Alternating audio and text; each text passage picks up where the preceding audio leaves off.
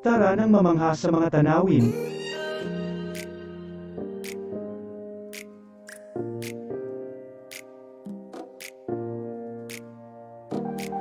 Ano man ang iyong travel goals?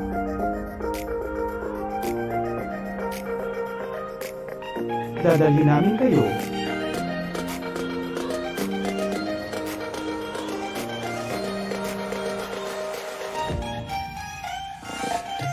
Sa unwind ventures at saya.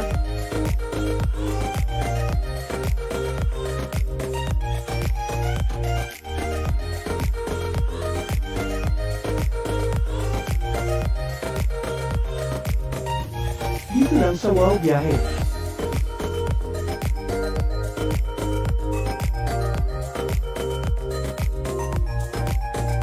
Kaya wow, di ba? Abangan dito lang sa Millennial Online TV.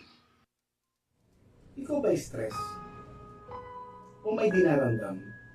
O gulong-gulo na talaga isip mo? Tumutok lamang at panoorin dito sa Millennial Online TV. May tuturo po ko sa inyong isang paraan upang maibsan at mabawasan niyang problemado ninyong pag-iisip. Ito ay ang Tai Chi Learning Series. Sana po tumutok po kayo at abangan niyo po kung Sabado po ng umaga yan. Dito lamang po sa Millennial Online TV. Salamat po! Mga millennials, marunong na ba kayong magluto ng mga masasarap at swak sa budget na mga pagkain?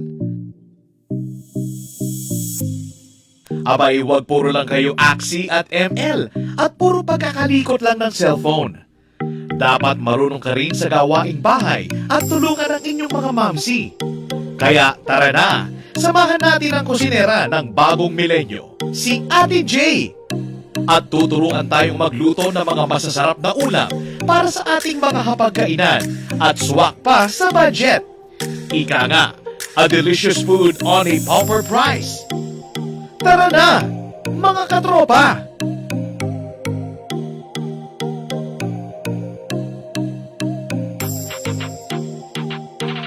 I-type lang sa inyong mga cellphone, sa inyong mga Facebook at YouTube, ang Millennial Online TV. Mga milenyo, pagod ka na ba galing sa trabaho? At gutom na sa maghabong pagtatrabaho? Pero wala kang pagkain sa bahay. Narito na ang sagot mga katropa, ang super manok lechon. Napapawi sa inyong gutom at siguradong mapapa-analyze ka dahil sa tender juicy na jam mo pa at siguradong malinis at bagong katay buhat sa farm. Kaya super masalasa at pangmasa pa. Ano pa hinihintay niyo mga katropa? Takbo na sa Super Manok Panteño Siniluan at bumili na. Baka maabusan ka, katropa.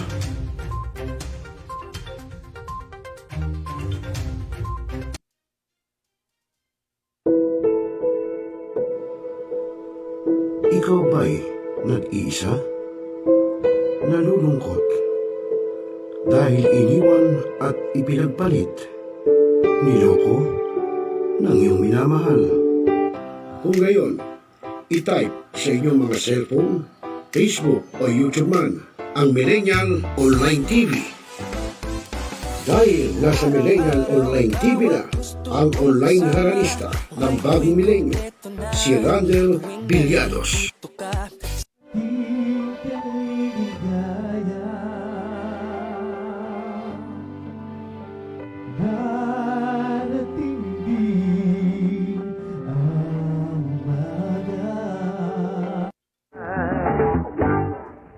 Naninigas ang aking katawan kapag umikot ng plaka. At haharanahin kayo ni Randel ng iba't ibang awitin para maibsan ang inyong inip at kalungkutan kahit nasaan man kayo. Hanggang sa tumanda. Come on!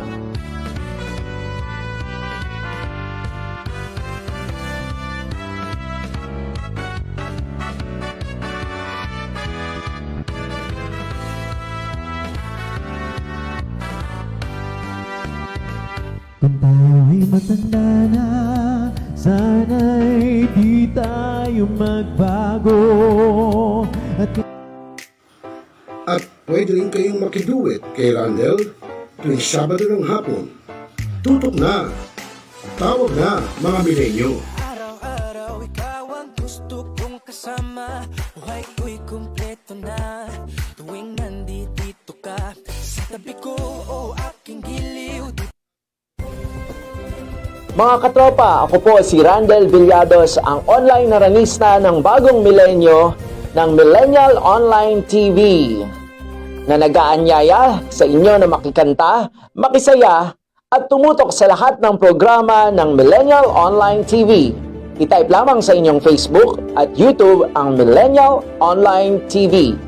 Nood na mga katropa! Ako inyong lingkod, Rosel Lopez, ang inyong katropa, ang inyong kabarangay dito sa Millennial Online TV. Abangan ang ating mga kaganapan dito sa ating bansa at abangan din ang panunungkol ni Kapitan sa ating Dalaw Barangay. Paano nyo kami mapapanood? I-type lamang sa inyong mga cellphone, sa inyong Facebook at YouTube ang Millennial Online TV. Ano pa hinihintay nyo mga katropa? Like, subscribe, at share na. Okay mga katropa? Mga katropa, ako po si Gazi Sarip, ang inyong tagapaghatid ng balita sa bagong milenyo na nag-aanyaya sa inyo na tunghayan ang aking mga pag-uulat at tumutok sa lahat ng programa dito sa Millennial Online TV. I-type lamang sa inyong Facebook at YouTube ang Millennial Online TV. Nood na mga katropa! Mga katropa, ako po si Jim Pahayag, ang inyong tagapaghatid ng mga balita sa bagong milenyo na nag-aanyaya sa inyo na tunghayan ng aking mga pag-uulat at tumutok sa lahat ng programa ng Millennial Online TV. I-type lang sa inyong mga Facebook at YouTube ang Millennial Online TV. Nood na mga katropa! Mga katropa, ako po si Ka-Agila Magas Gapusana sa programang Agila sa Bagong Milenyo. At kung kayo may mga sumbong at mga reklamo, mag-chat, tumawag at mag-text sa Millennial Online TV upang ating solusyonan ang inyong mga problema. I-type lang sa inyong mga cellphone ang Millennial Online TV upang inyong mapanood ang lahat ng programa sa Millennial Online TV. Ano pang hinihintay nyo mga katropa? Nood na! Nagbabasa ka pa ba ng dyaryo? O nakikinig ka pa ba ng radyo? Kung ngayon, lahat yan ay mapapakinggan nyo na sa inyong mga cellphone. Dahil online na tayo, mga kamilenyo, kaya manood, makinig, dito sa Millennial Online TV. Rider, sumalpok sa Kaya poste ng i-follow, like, subscribe, at i-share na mga katropa.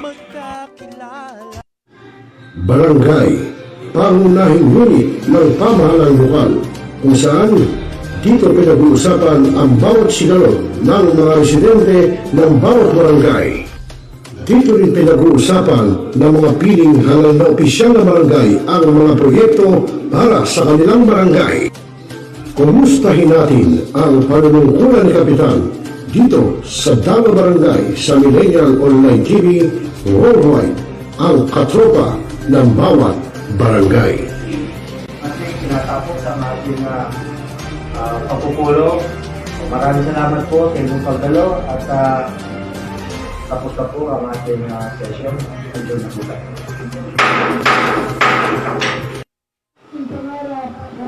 Mga balita at pangyayaring naganap sa buong magdamag.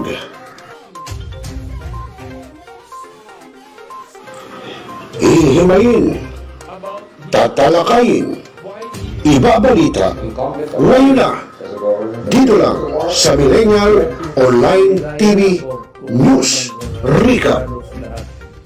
Hindi naman halos lahat or the CIDG. Ito yan sila. So ito yung dalawang CIDG by Now,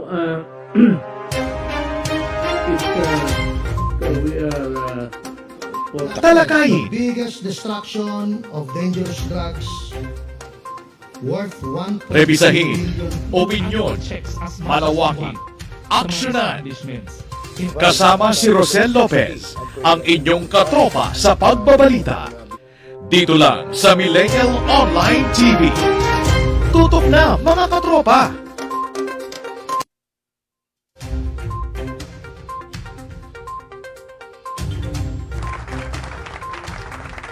Oras sa udyat, alas 4:07 po ng hapon, Philippine Standard Time.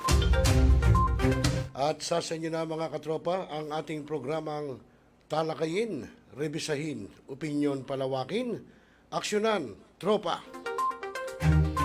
At syempre po ako pa rin ang inyong magiging kasama. Abay, webcam na tayo ngayon mga kaibigan na kahapon, no show, no? Dahil nagloko yung camera.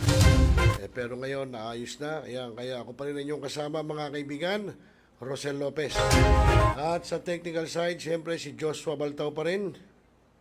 At yun mga kaibigan, ngayon po ay ika-15 na ng buwan ng Marso. Naku, araw ng sahod. Yung ating mga tropa pips dyan, nasasahod, abay tipid-tipid lang sa pagpindot sa ATM. Kung hindi naman kailangan, abay huwag yung withdrawin lahat. Para siyempre may subi kami, matitira. Baka mamaya, withdrawin nyo lahat. Pagkatapos, pupunta lang kayo sa talpakan. Diba? O, paktay na, antimano. Ubus na kagad ang pinagpaguran. Okay, so mga kaibigan, ako magandang hapon po sa inyo lahat at medyo parang maulan yata ngayong araw na ito, no? Medyo umuulan. Baka mamaya ito'y amihan lamang, hindi natin alam. Baka mamaya may bagyo na naman. Ako, mahirap. Mamaya alamin natin niya sa DOST Pag-asa, no? Sa pag-uulat ng ating weather specialist doon. O, siyempre yung lagay ng panahon. Para alam natin, baka mamaya gala tayo ng gala, wala tayong dalang panangga sa ulan, uulan, dapat malaman natin.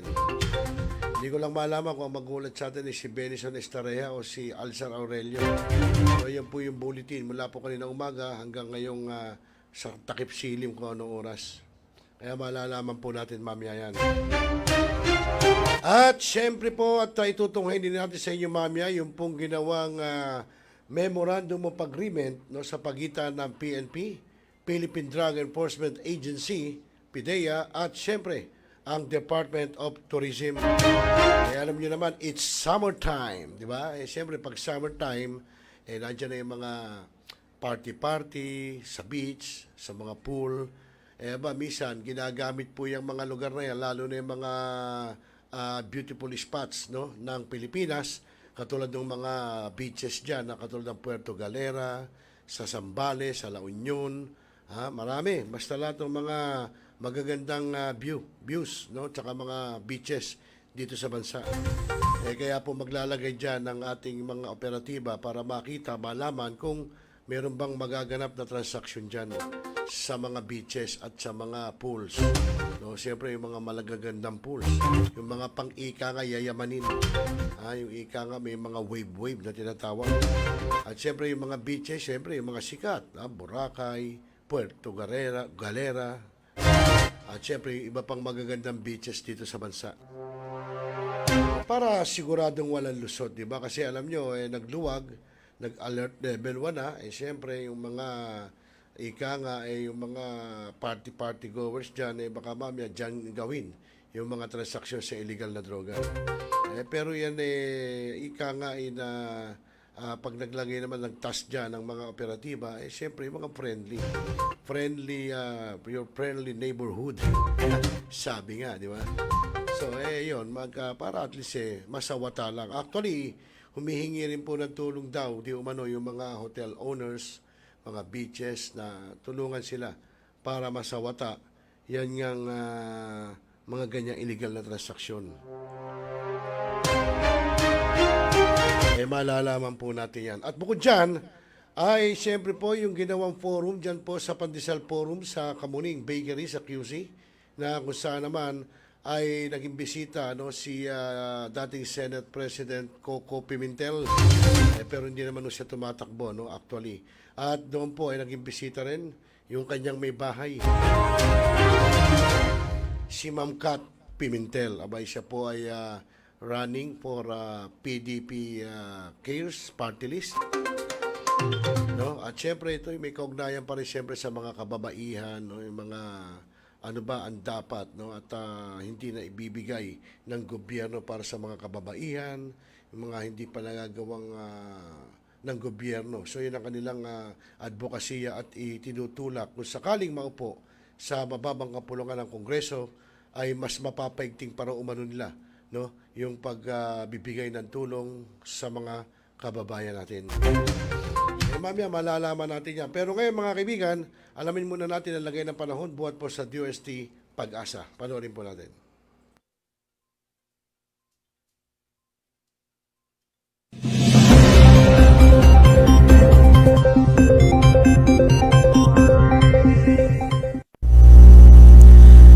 Magandang umaga sa inyong lahat.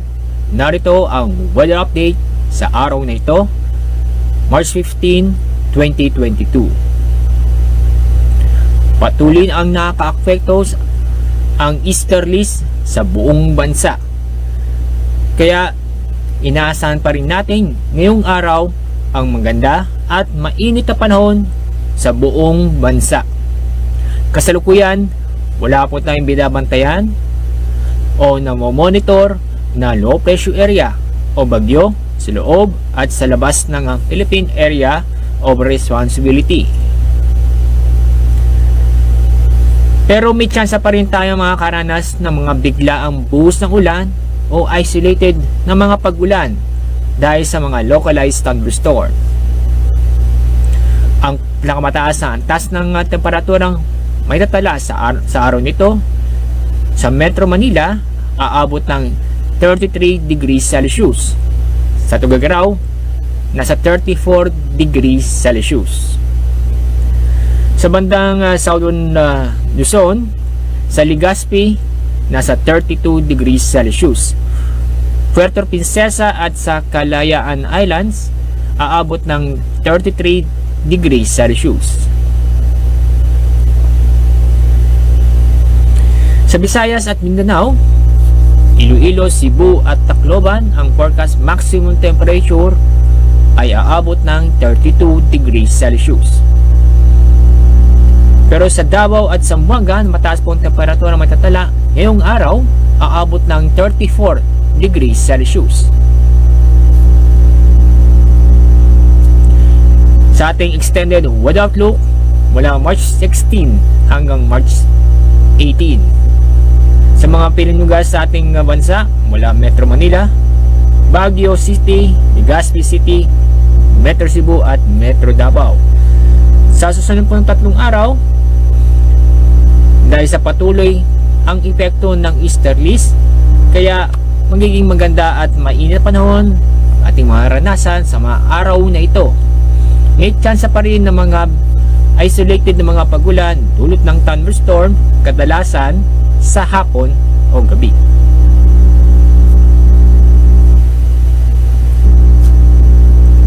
Ang sunrise po natin mamaya pong 6:04 ng umaga.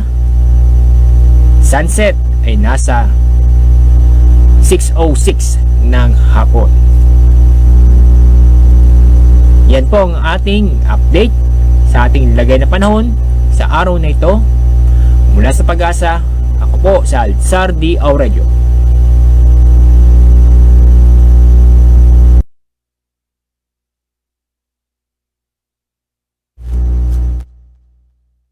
Sunrise po natin.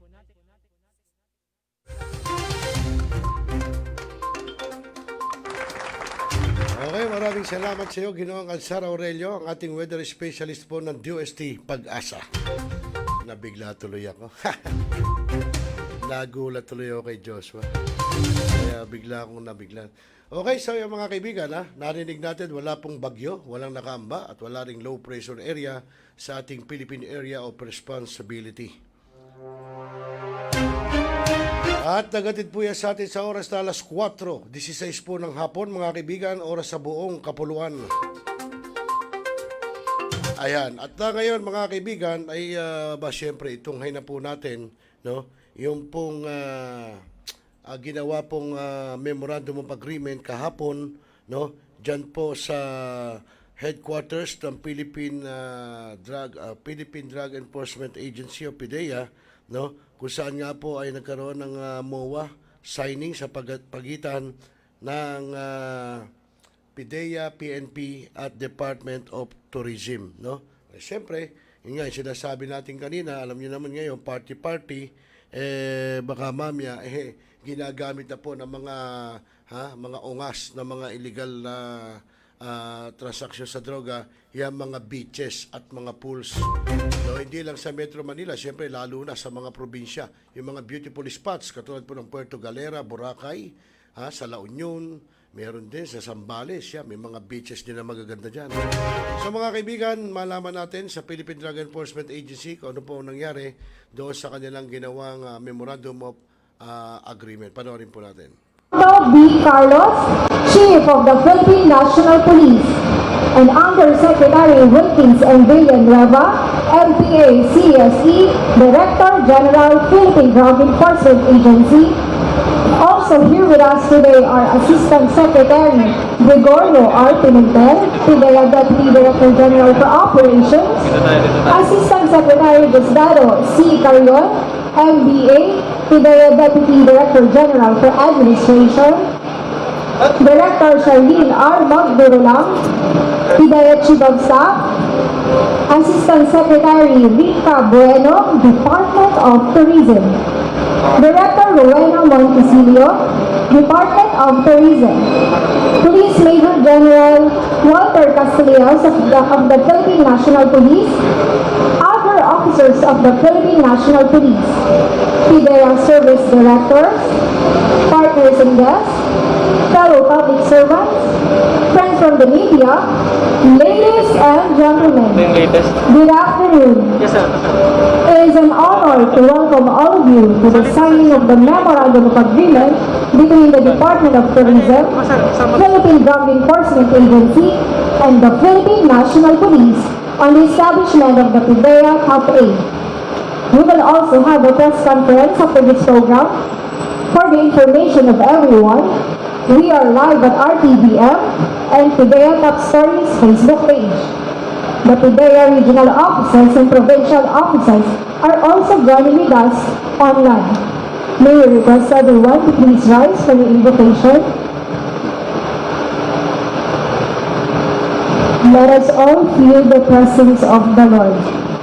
Heavenly Father, we thank you for the opportunity of bringing us together today to conduct this activity.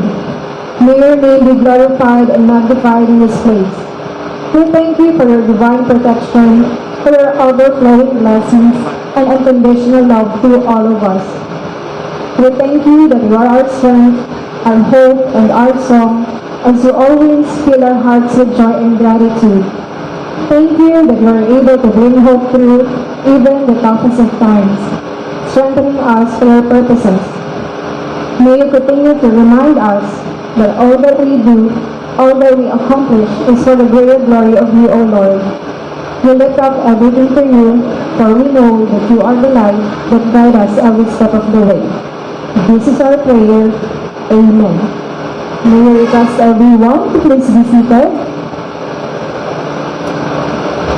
At this juncture, we will now proceed with the signing of the MOA between DOT, PDEA, and PNP.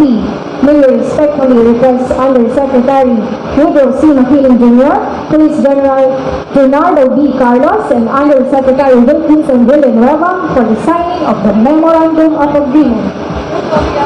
For the background highlights of the MOA, drug trafficking and other drug-related activities pose great risks to the safety of tourists and is a threat to the peace and order of local communities in key tourist destinations. To end the increase of drug-related activities and to provide greater deterrence and protection against illicit trafficking of dangerous drugs in key tourist destinations, PDEA seeks to establish a program called PDEA Tourism Operation Protection Against Illegal Drugs, or the PDEA T.R.O.P.A. To materialize this program, PDEA asks for the support of the Philippine National Police and the Department of Tourism. Hence, this memorandum of agreement.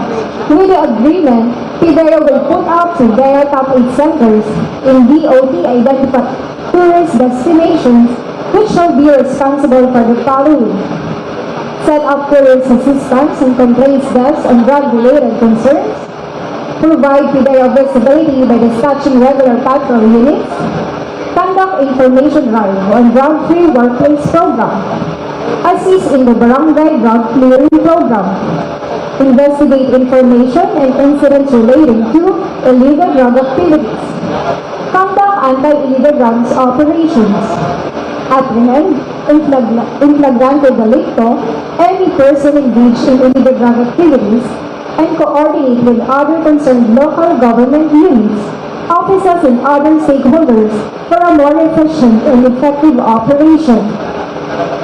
The DOT, on the other hand, undertakes to conduct tourism-oriented PDEA Top 8 training program and assist PDEA in conducting information drive on drug-free workplace program in hotels, resorts, restaurants, and other tourism establishments.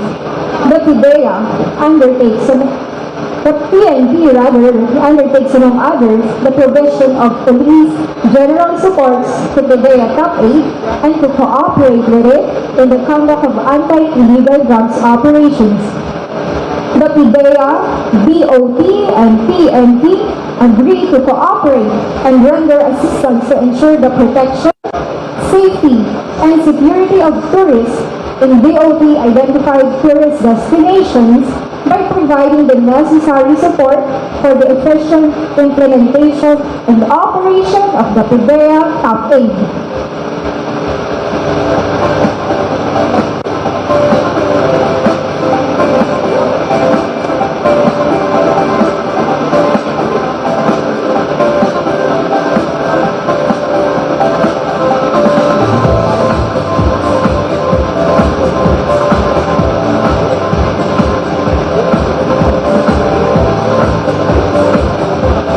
Now, may we request Undersecretary Makili, Police General Carlos, and Undersecretary Villanueva to show the signed MOA to the media for documentation and photo opportunity.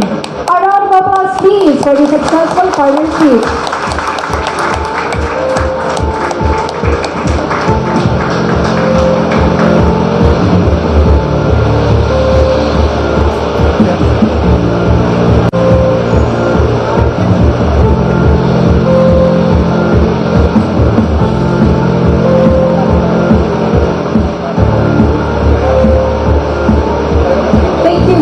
Sirs, may I request everyone to please be seated. At this moment, we are about to witness an audio-visual presentation brought to you by PDEA relative to the establishment of the PDEA Tourism Operation Protection Against Illegal Drugs, or the PDEA Top 8. Please draw your attention to the screen and let us all watch this video.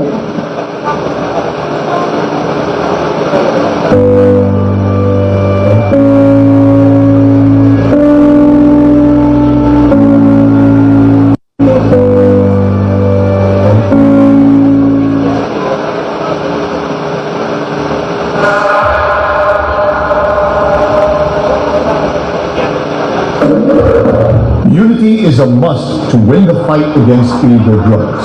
Aligned with the government's whole-of-nation approach in battling the illegal drug problem of the country, PDEA values interagency collaboration.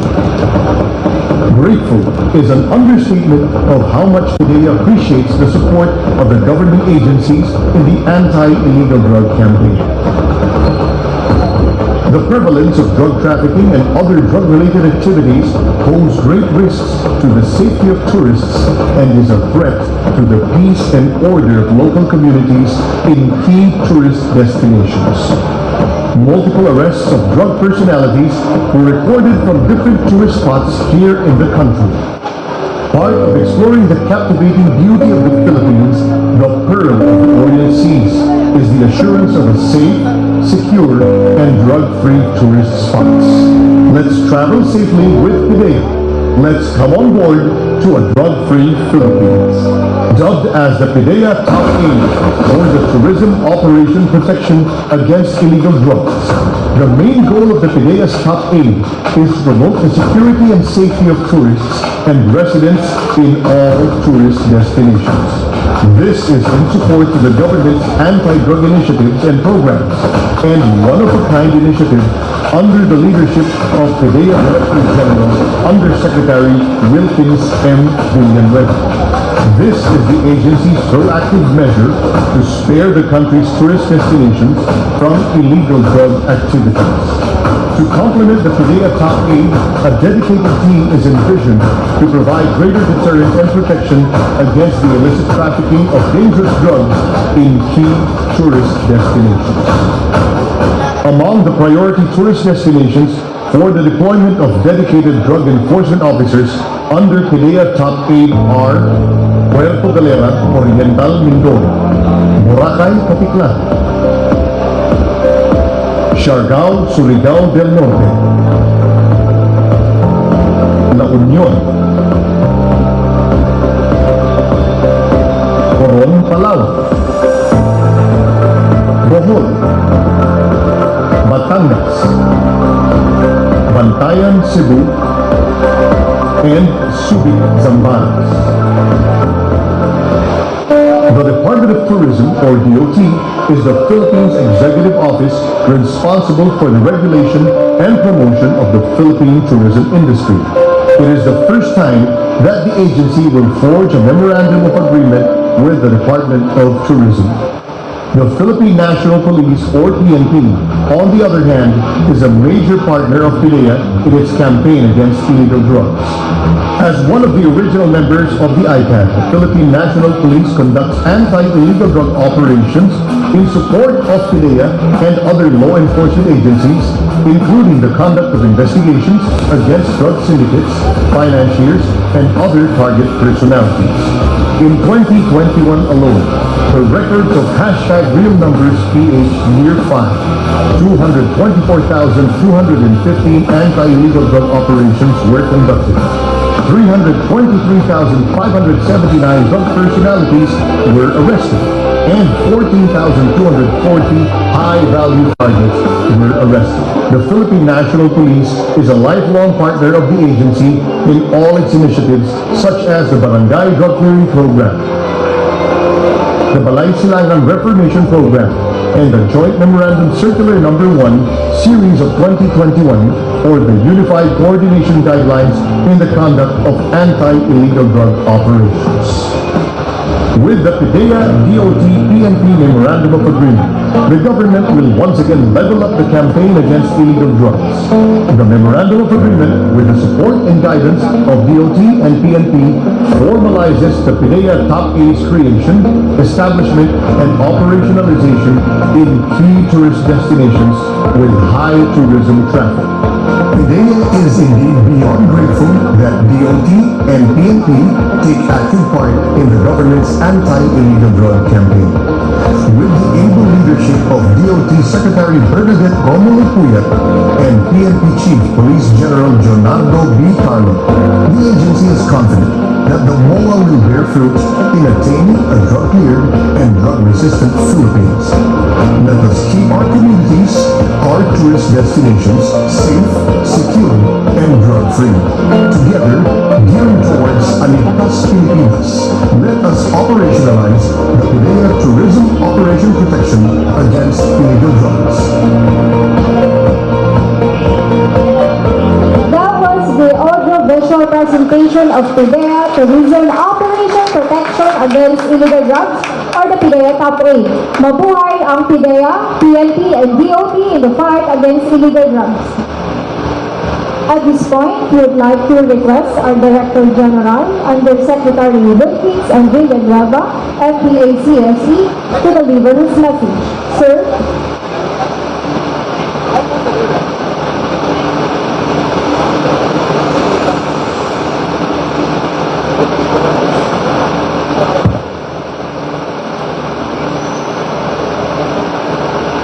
Undersecretary Goodrow Makili, Jr.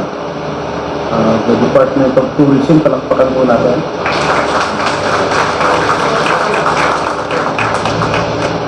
Kumainista, Police General Leonardo Carlos, Chief of the Philippine National Police. Assistant Secretary Rita Bueno of the Department of Tourism.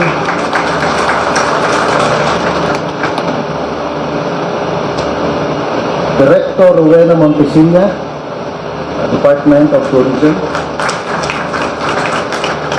Of course, Police Major General Castillejos, Walter Castillejos, Philippine National Police, Community Relations.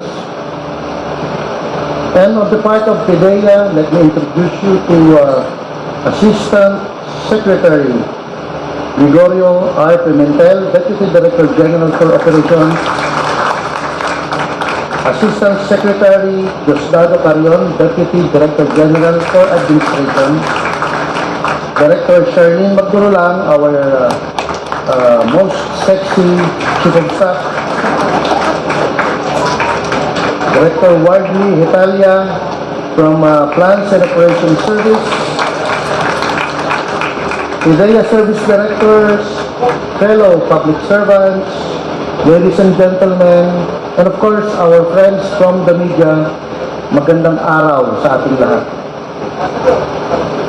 Ang tunay at sinserong pagtupad sa pangako ng isang bansang ligtas sa illegal na droga ay naaangkop sa napapanahong kaparaanan para sa isang estratehiya na naaakma sa tamang lugar, panahon at sitwasyon.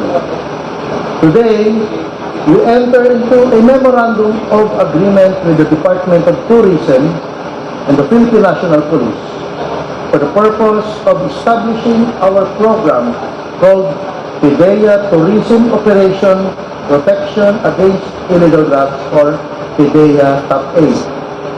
This is in line with our effort to stop the proliferation of illegal drugs and illicit trafficking in major tourist destinations in the country.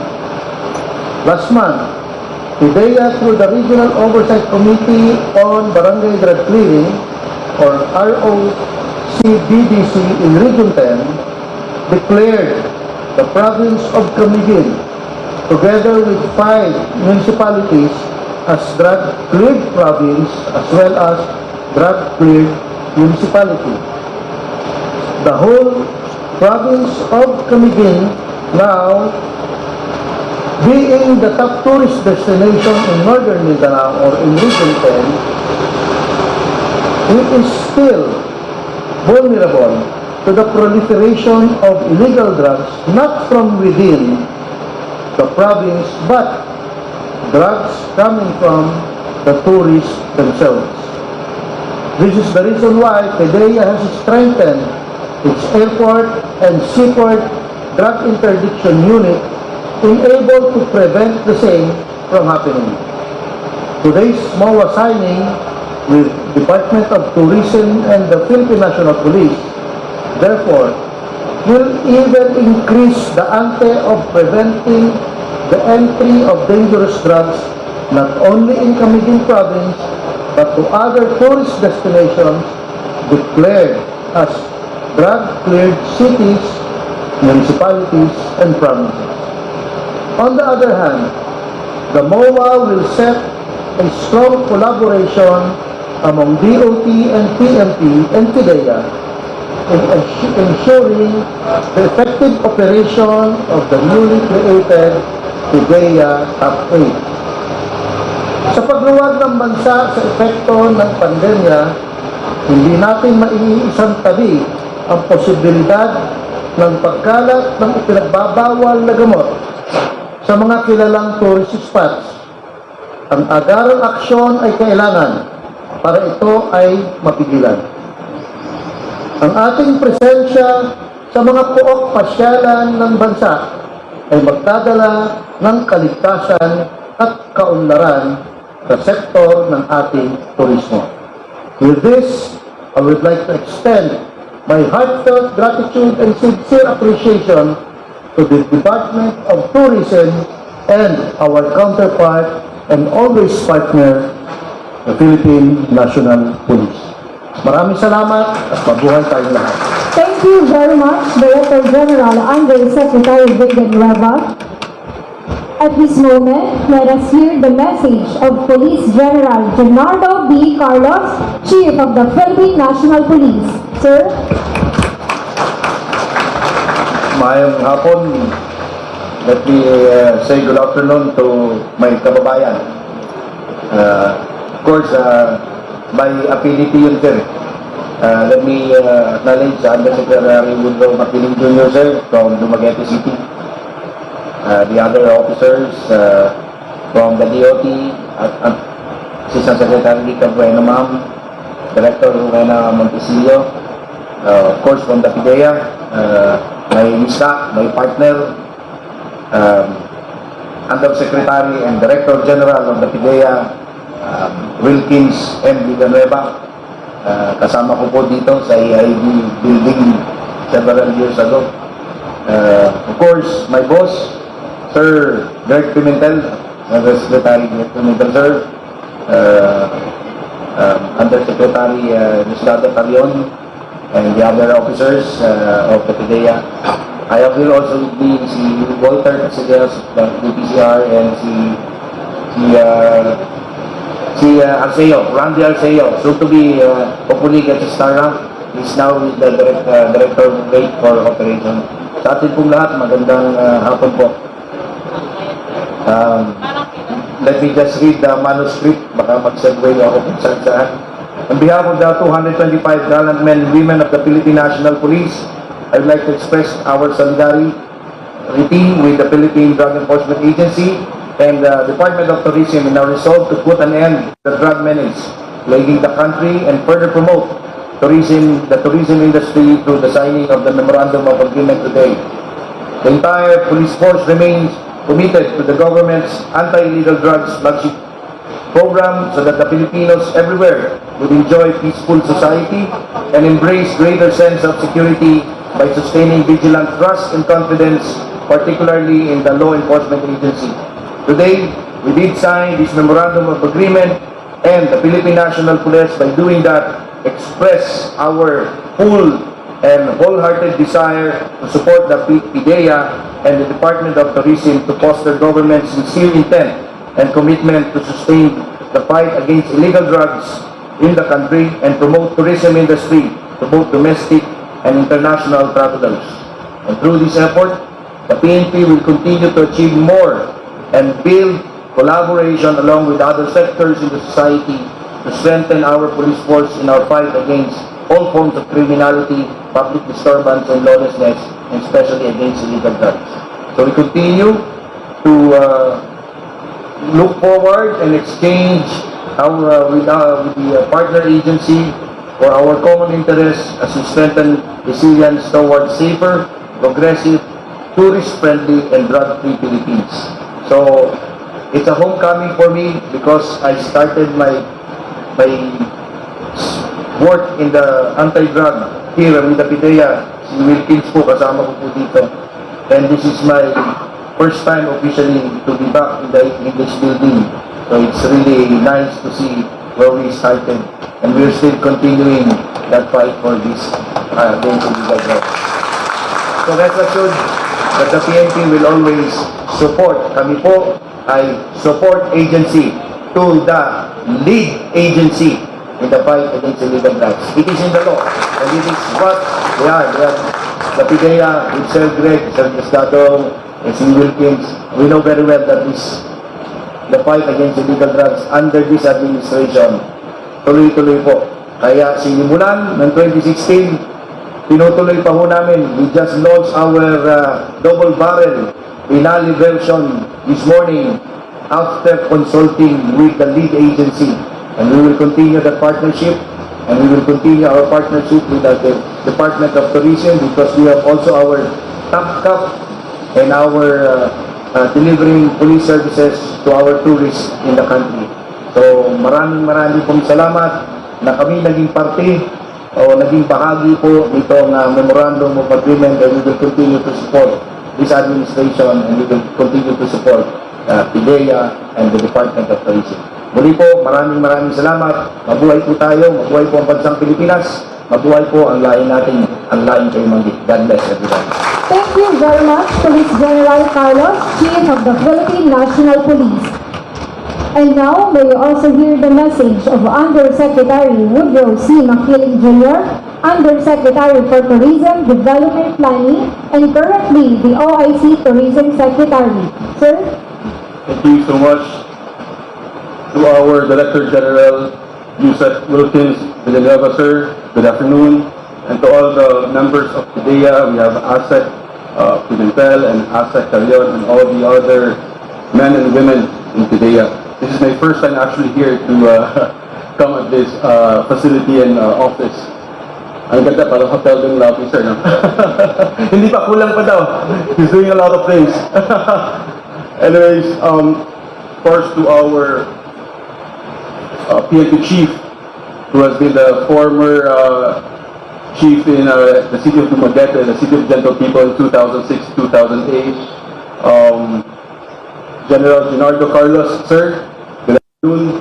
So good to see you again, together with the team from PNP. And of course, I'm joined this afternoon by the ASEC Assistant Secretary for Human Capital Development, in charge for all our trainings, and the director as well, ASEC Rica Buena, and Director Weng Montecillo of the OIMD. They're both in charge for all our trainings for T.R.O.P.A, of course, for T.R.O.P.A. On behalf of the Department of Tourism and our Tourism Chief, Secretary Bernal Ramolupuyat, who's in Japan right now, doing a lot of trade missions just to help and really boost our country and to make sure that we will be top of mind, especially so that we have opened the Philippines since February 10, and hopefully by April 1, everything goes well. All countries, all tourists, but fully vaccinated from all countries will be allowed to enter the country. Allow me also to read this, to say with the two gentlemen. I am one with you in expressing how delighted I am to be here this afternoon after almost 2 years. I'm sure all of you also, having our meetings and events online, virtually. So finally, thank you, Yusek, for doing this. It feels good, actually. It's a blessing to see everyone again safe and sound. Thank you very much for organizing this event, the signing of an important cooperation agreement between the DOT, the Philippine Drug Enforcement Agency, the PDEA, and the Philippine National Police. It is indeed a significant step forward in our shared vision of making tourism business clean, orderly, and most importantly, drug-free. And this could not be more timely since we have reopened our international borders to fully vaccinated foreign travelers last February 10. Now with nearly, I just checked the figures, we have 91,800 international arrivals to date already.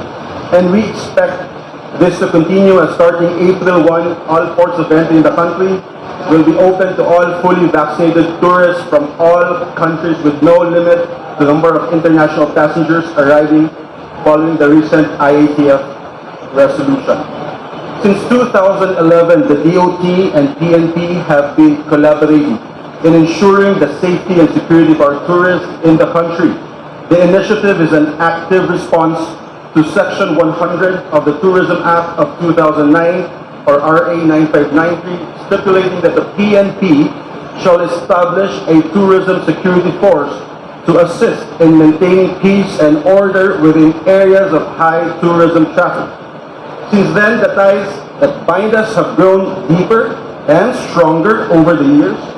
To date, we have the T.R.O.P.A program has trained around a total of 5,457 tourist police in key tourist destinations in the country. In fact, 313 of them in the middle of the pandemic last year. These top cops are more than ready to respond to the call of duty.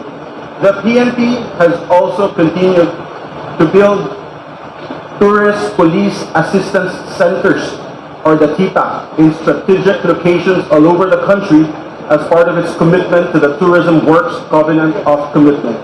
A total of 365 of these centers called T.R.O.P.As are in place in all key tourist destinations in the country today. And thank you so much for that, General Carlos. Today, we are extremely delighted that this partnership will further deepen to the signing of a new MOA that will, in fact, we signed it earlier, that will put great emphasis in maintaining peace and order within areas of high tourism traffic by getting rid of the proliferation of dangerous drugs in these areas. As we unveil this joint program we proudly call PDE Tourism Operation Protection Against Illegal Drugs, or better yet, PDE T.R.O.P.A, I have high hopes that this renewed partnership would lead to stronger alliance. With its principal role to provide greater deterrence and protection against the illicit drug trade in key tourist destinations, we can all hope for a peaceful, clean, and drug-free tourism business in the country. Meanwhile, our partners can rest assured that the DOT will be at your service in making this undertaking a shared success. You can count on our continued partnership in providing the necessary tourism awareness training among our enforcers, including the signature Filipino brand of service excellence, to ensure that our dealings with our tourists are consistent with our country's more fun brand. We certainly cannot do it alone. It is hence encouraging to know that the PNP, the PDE, of course, are rallying behind our tourism campaign of making travel around the country more fun and more safe. Thank you for willingly sharing this daunting task with us. The PNP's commitment to serve and protect through unequal service to our citizens and foreign travelers alike is laudable, while PDE's pledge to undertake a national campaign for drug prevention deserves all our help and support. We look up to our police force, inspired to fulfill our mandate of contributing more inclusive impact in the lives of our fellow Filipinos. With your help, media of course, and all of you present here, we can rest assured that we are not alone in sending a strong message to our visiting tourists that our country will continue and will always be a safe, drug-free, and peaceful tourism destination.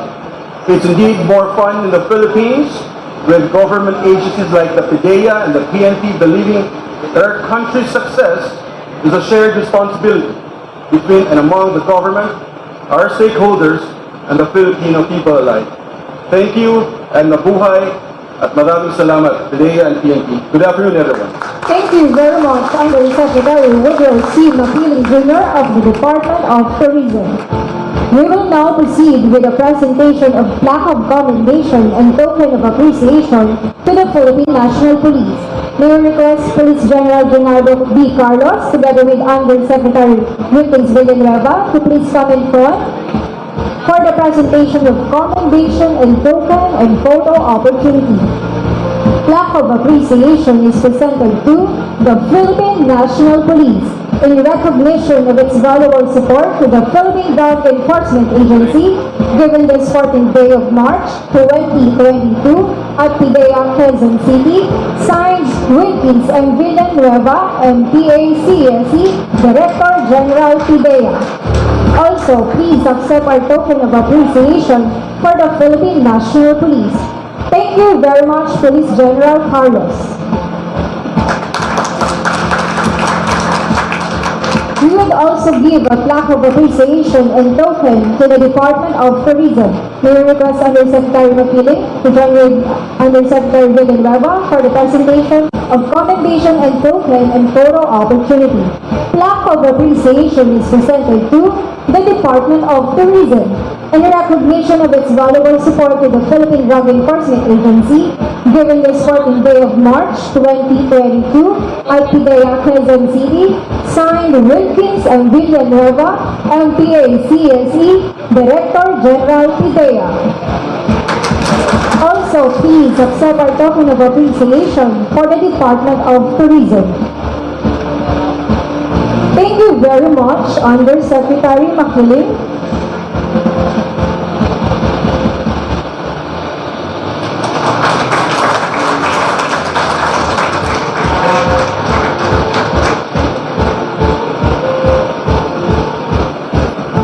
This time, may we request Undersecretary Makiling together with Police General Carlos and Undersecretary Villanueva and also with the other officials from PDEA, PNP, and DOT to please come up on stage for the photo opportunity. Sirs and ma'ams,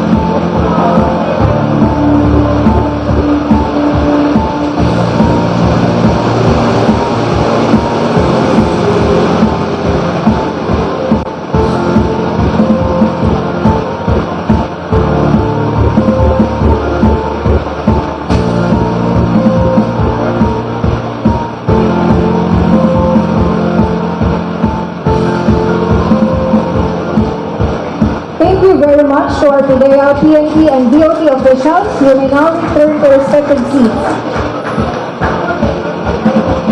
At this point, we would like to call on Director Derek Carlon to facilitate the press conference. Thank you very much, sir.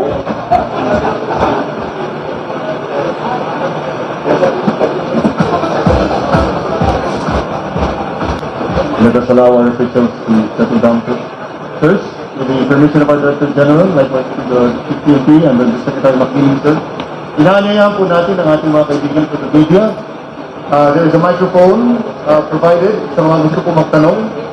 Perhaps if the President of the PDP PDE Press Corps is present, Mr. Jimmy Mendoza, sir, pakisimulan po ang pagtanong.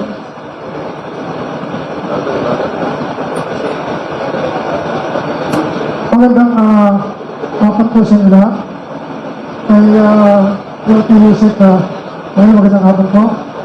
Aking paboritong Director General, Sir Wilkins Villanueva, na napakasipag, hindi na natutulog. At siyempre kay PNP, ang aking kuya sa Dragon Mahanipay Club, Chapter 18 po ako, sir, NCR. Ang tanong ko po kay Director General Wilkins Villanueva, sir, nasa level 1 na tayo.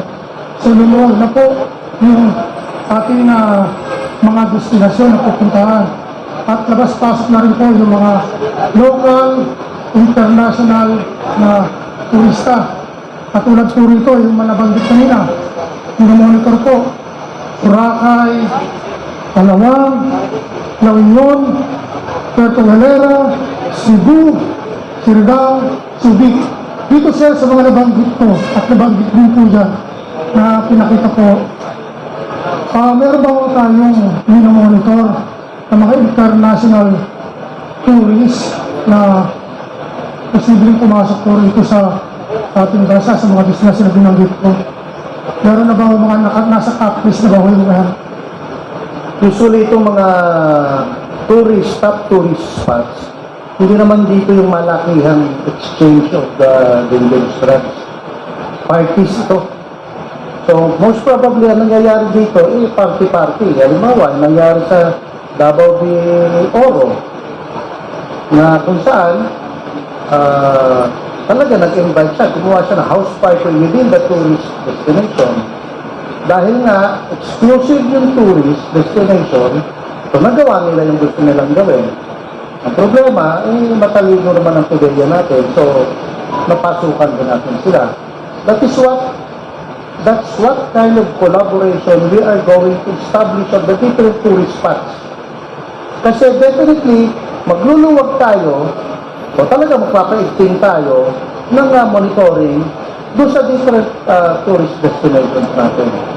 So, doon tayo magtutulungan ngayon.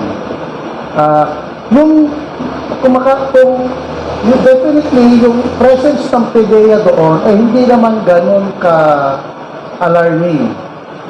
Tourist-friendly magiging presence ng PDE natin doon. But, huwag tayo magpa-deceive sa looks. Kasi yung ilalagay din natin doon ay highly trained. Pero tourist-friendly. Thank you, sir.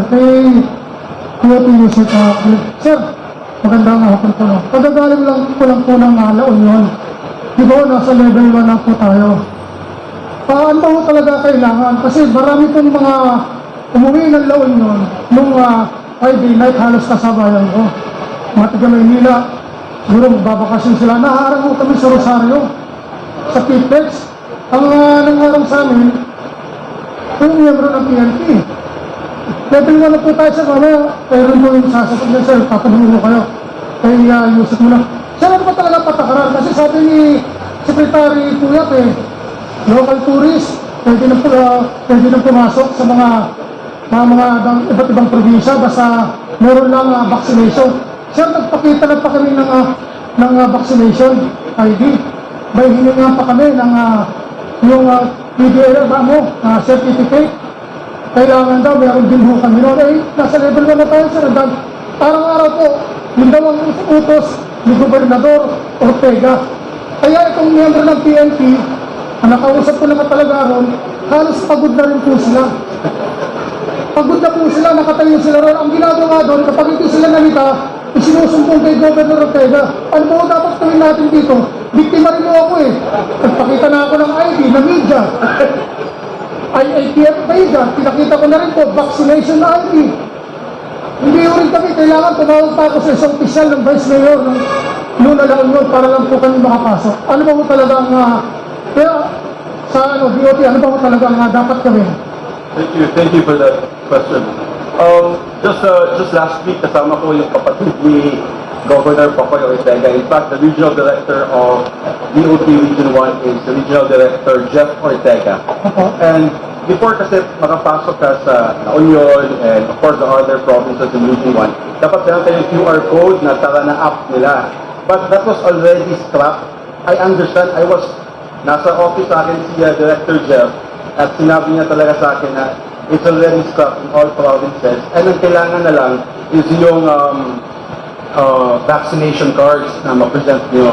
So, thank you for that feedback. I'll make sure I'll text RD Jeff Ortega right now. Kasi ang instruction I understand is coming sa kapatid niya, which is si Governor Popoy Ortega. But we can be clarified by General Carlos also. Basta fully vaccinated, you can already enter with using especially in Region 1, yung vax card now. But in certain areas in the country, you have to understand also, like Camiguin, for instance. I was just there over the weekend.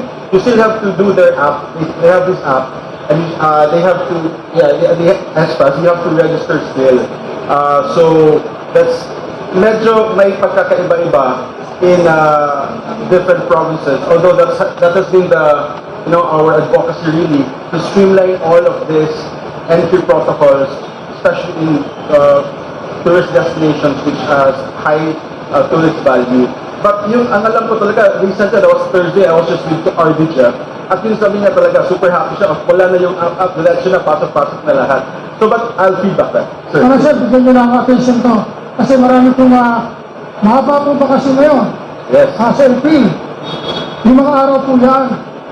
Pantakin nyo po, hindi sa makakarating ako sa bahay ng 8 ng gabi. Nakarating ako alas 12 ng gabi dahil sa tagal namin nakapending doon, hindi lang sandang motoristang nasita. Pero maraming salamat po, sana makuha yung attention ni Governor Ortega. Yung mga tao niya nangyayitay. Yes, sir. I'll make sure. I'll message him now. Thank you. Kuya Chief, sir. Sir, nakausap ko rin po yung mga pulis ron. So, record na lang, hindi ko babanggitin yung mga pangalan. Masisipag po sila. Pero wala po silang ginawang magawa kundi sumunod na lang yung sa patakaran ni Governor Ortega. Dahil sabi nga po nila, kung tutusin, dapat hindi na nila sinisita na nasa level 1 na. Pero dahil sa nagustuhan nila na makatulong din, pagod na sila yung para ng para, walang tulog, 24 oras. Ano pa dapat natin mabigyan ng attention dito yung provincial director natin sa Region 1? Sir, ang tanong ko, were you prevented or were you able to go through? Dalawa yan eh. I'm not saying na mali o tama. I'll explain to you why. Were you prevented? You were stopped and you were not allowed to go. Ang nangyari, napapasok ka rin, di ba? That's a border control point. Bakit? Kasi meron silang local ordinansa. Sinusunod nila dahil may probinsya. Okay. Titingnan natin kung kumukontra yan sa IATF resolution. What is the latest IATF resolution? So, what we can do for maganda na i-note up mo para naman dun sa susunod na mahabang bakasyon. We will continue to have our border control, but we will stop our quarantine control point. That was the instruction. So, kung meron silang pinaputupad na ganyan, tatanungin ko ngayon si RD, tatanungin ko si PD, what is the best setup para hindi nga, you will only delay because of the border control, because of the strict border control being implemented by the province of La Union. Sige po, lessen the inconvenience, lessen, siguro we will request na ma-lessen yung, hindi na lahat, it should be siguro random na lang. At the end of the day, I'm not defending the province, but mayroon silang sistema. Ako po ay nasa norte rin ng weekend, but I did my preliminaries. Yung aking mga requirements, prepare ko. Kaya I was able to pass through. Hindi dahil ako, hindi naman ako kilala naman nakasasakyan. So, yung kailangan pa ng SPAS, dala ko yung aking vaccination cards and all the necessary coordination.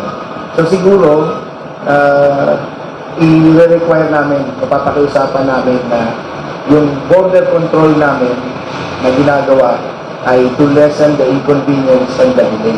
Yun ang with respect to the local government of La Union for their implementation of siguro yung nag-iingat pa rin sila. Kasi in the past, ganun din po eh. May mga implementation ng local government units different from the other LGUs, but hindi sila nagbabayolate ng IATF resolution. So, if you were stopped and prevented, yun, may problema yun. But if you were able to go through, it was a system designed by the LGU para mas ma-protektahan nila yung area. But don't worry, sir. I will ask the new RD and the provincial director na kung maaari yung ating border control na medyo luluwagan natin ang konti. Especially kapag ikaw ay passing through Ilocos Norte, Ilocos Sur. Ako, pa-Cordillera ako eh. Kaya nag-pass through lang ako sa Rosario. So, thank you for bringing it up. But we will do our best to make the travel of tourists or passing through or moving back to the province mas mapabilis natin. Yun ang natin gagawin. Sir, last na habol. Director General. Sir, last tanong ko sa'yo. Sir, halos Pilipino na nahuli ng PDE. Ang huli, yung kitchen type laboratory, Caloocan. Pero pa bang pasasabuhin ang PDE na mas malaki pa? Dahil ilang months na lang, sir. 3 months na lang. Ilang regalo kay Pangulong Duterte. Hindi naman yung sasabot na gano'n. Pasasabugin siya na malaki pa. Mas malaki pa. May mga tinututukan pa rin tayo. Actually, ito laboratory, hindi naman ito gano'ng kalaki, yung nakuha natin. We believe, kami, Sir Greg, we believe na ito yung, dahil nasa shortness of supply, ito yung panlinis nila dun sa mga burike, yung mga pangit na supply. So, ito yung panlinis nila para maibenta pa rin ng malaki. Hindi naman ito yung talagang gawa. Although may gawa talaga dahil meron, pero hindi, we believe na hindi ito in-establish lang talagang para humataw ng ano kasi, sabi nga, 3 to 5 kilos lang ito every day. So, bago ka makakuha ng ganon, definitely, ito yung isipin natin. Pag nag-set up kasi sila ng laboratory dito, talo sila. Bakit? Ang laboratory kasi, as far as they are concerned, high risk, although high reward. Pero high risk kasi dahil magpapadala ka pa ng equipment, magpapadala ka pa ng chemicals, magpapadala ka pa ng chemist. Samantalang, yung it's either ship side or importation, wala kang pinapadala eh. Magre-recruit ka lang ng local Chinese dito, yung mga tao na nasa labas, scot-free pa rin. So, kung meron tayo nakikita ng laboratory dito, eh medyo mas madaling ma-detect as of now. Actually, wala pa talaga tayo yung malaking laboratory na nakikita. But, malay natin, baka 2 weeks from now, meron ulit tayong makita. Pero hindi sasabog yun. Saka sir, abangan namin sir ha. Oo, promise. Maraming salamat sir. Magandang mga sir, magtatanong yung magandang reporter ng People's Television. Good afternoon, Sir Jillian po from PTV4. Sir, a part of the program is establishing help and assistance and complaint desk for where the public can file complaints regarding drug trafficking. Sir, meron na po ba tayong specific details on how this will be implemented? Like, for example, will the help desk be accessible to the public 24/7? And secondly, paano po ito ma-reach ng public? Kunwari, magkakaroon po ba tayo ng hotline or email that they can contact, or should they file physically po? Actually, sa PNP meron na yan. Doon sa mga tourist protection areas nila. Sa PDE, kaya nga gusto kong itandem ito with PNP kasi may establishment na sila. So, ang gagawin na lang natin is maglalagay din tayo ng some sort of, we have already established yung parang complaint mechanism. Ito yung tinatawag namin, isumbong mo kay Wilkins. Ma-access ito sa Facebook, meron pwede ito sa different SMS form ng different service providers. So, i-highlight lang natin ito dun sa areas kung saan meron kaming PDE T.R.O.P.A. And at the same time, itatandem natin ito kung ano yung maka-establish na with the Philippine National Police. Because we don't want to do it alone. Malungkot pag ikaw lang mag-isa eh. At so, parati ko sinasabi, itong laban natin kontra droga, malungkot po ito. Dahil naranasan ko nito for more than 21 years na maging malungkot. Dahil wala kami kasama before. But right now, marami na kami kasama. O ngayon, pinulit pa namin ng DOT, eh bilang mas lalo kami masaya niyan.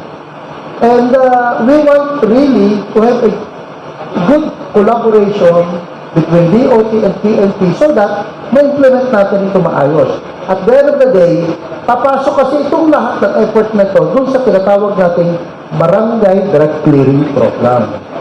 Kasi ang in-aspire natin dito, dapat yung barangay kung nasaan ang tourist spot should be cleared. At yun ang inuuna natin na ma-clear so that mapasukan agad natin ang top 8 sa PDE. So, gano'n. Gagawa tayo ng mechanism in tandem with what the Philippine National Police and the Department of Tourism na meron ng established na naagin. So how about naman po, ano pong plans natin with regards to increasing yung law enforcement visibility? Kumbaga, ano po bang balak? Mag-a-add po tayo ng personnel sa airport security or border control? Yung airports natin meron na eh. Yung seaports natin meron na. So we want to establish our presence dito sa tourist destinations talaga. Na makita nila na ang ganung PDE so that by looking at an area na meron agad PDE, abay mag-iisip ka, magdadalawang isip yung gagawa ng kalokohan. Kasi by mere presence alone, deterrence. Kung maglagay ka ng 10 tao agad yan, tapos i-alternate mo kasama ang Philippine National Police, may mag-iisip pa ba? Mag-isip sila, and definitely aabutan namin sila. Kasi katulong na namin dito yung mga hotels, association ng hotels and resort. So pagtutulungan namin ito, medyo mas mahihirapan sila ngayon. po, ito pong PDE T.R.O.P.A, do you think game changer po ito in our fight against illegal drugs? Nakita kasi namin ito when we visited itong Boracay. Kasi during that time, talagang alert, hindi pang alert level 1 eh. Ano yun yung yung halos pinakamataas na ICQ. Ano lang kami talaga so that we can nasa gitna kasi siya eh. Kailangan namin magkaroon ng conference para ma-implement talaga yung gagawin namin for the year. Napakiusapan namin. Ang kagandahan kasi makikita mo talagang yung mga hotel owners nagpapatulong. Lalo na dun sa implementation ng drug-free workplace program, which is part of the barangay drug clearing program namin. Hindi lang naman ang PDE, huli, kulong. Most of them are education and advocacy. So, doon papasok yung drug-free workplace. So, visibility, at the same time, meron tayong immediate connect mismo agad doon sa mga hotel owners. Na meron kaming point person doon sa areas na yon para mapagsabihan nila kung anong nagiging problema nila doon sa lugar na yun. Because lalo na ngayon, magbubukas na. Actually, bukas na. Dadami talaga ang pangailangan para sa PNP at PDE. As far as those high-level tourist spots are concerned. So, timing talaga itong MOA signing natin today. Thank you, sir. Next question, please. Good afternoon. Mike Eric from DZXL Admin Manila. I'd like to address this question to General Aguinaldo Carlos and to Sir Victor Villanueva. Dahil matatapos na, ilang buwan na nga lang ay matatapos ng termino, may Pangulong Rodrigo Duterte at sa panig ng pulis ang promise dito ay magkakaroon na mas malakas na double barrel na kakasa. At sa panig naman ng PDE ay gusto mabuli na talagang yung paglilinis ng mga barangay na influenced by drug ay makamit yung target. Ano po bang makakamit natin bago ba matapos yung termino ng Pangulong Duterte? Nag-meeting po kami ni Director General Wilkins Villanueva before we launch the finale version yung double barrel, yung Adore. Basically, what we're trying to do is complete the campaign of the administration which we started in 2016. Kasi tuloy-tuloy naman po yung aming supply reduction effort, yung panguhuli, yung enforcement of laws under the Philippine Drug Enforcement Agency. Ngunit, natigil tayo doon sa pangalawa, yung pag-abot natin sa mga naging biktima ng droga. Ito yung nagtitake ng drugs na nag-surrender na. Why? Because of the pandemic. So now, nag-normalize tayo, ibabalik namin yung Adore, yung aming portion ng reinforcement in education. Nababanggit po ni Director General Wilkins Villanueva, advocacy and education. So babalik kami sa mga barangay para ihatid yung tulong ng gobyerno doon sa mahigit 1,200,000 sumurrender. Kasi commitment yan ng kampanya laban sa illegal na droga. 600 of that in our record na naabot natin, nabigyan natin ng tulong. So we will continue. Ang ginawa lang po namin is anchor it in the Philippine anti-drug strategy, yung aming Adore. So we will complete it para kumpleto yung pagbigay ng programa. Kaya sinabi namin na we're going to reach out again to the bigger number. Sige, supply reduction, PDE and the PNP is always there, hitting the drug lords and supply. But we need to reach out doon po sa mga naging biktima. Recovery, rehabilitation, and reintegration to our these victims na maibalik sila sa maibigay yung tulong ng gobyerno. So, in the meeting with Director General Wilkins Villanueva, babalikan din namin yung barangay drug clearing. Actually, yung manual ng PDE is the specific action to be taken by the PNP in our Adore. Ganun kaganda yun. Mag-merge yan. Matagal na kami mag-partners ni Wilkins eh. Natatalo lang niya ako sa panliligaw dahil talagang mas gwapo yan. Palaging siyang nananalo doon sa aming nililigawan. Pero hindi naman ako nagpapatalo pagdating sa trabaho. Lagi kami nagpa-partner. Yan ang partnership ko kayo.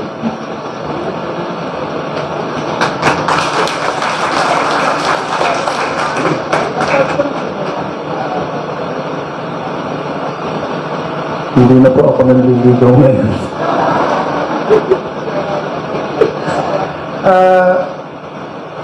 Ang nakikita lang kasi, alam mo, masama talaga loob namin eh. Kasi nakikita lang talaga parate, yung huli, kulong, patay. Araw-araw yun eh. Patag hindi nila nakikita kung ilan ay nabigyan ng intervention ng mga PWOs at yung na-reintegrate back to the communities. Makita man nila, they refuse to publish it. Eh yun ang pinakamalaki.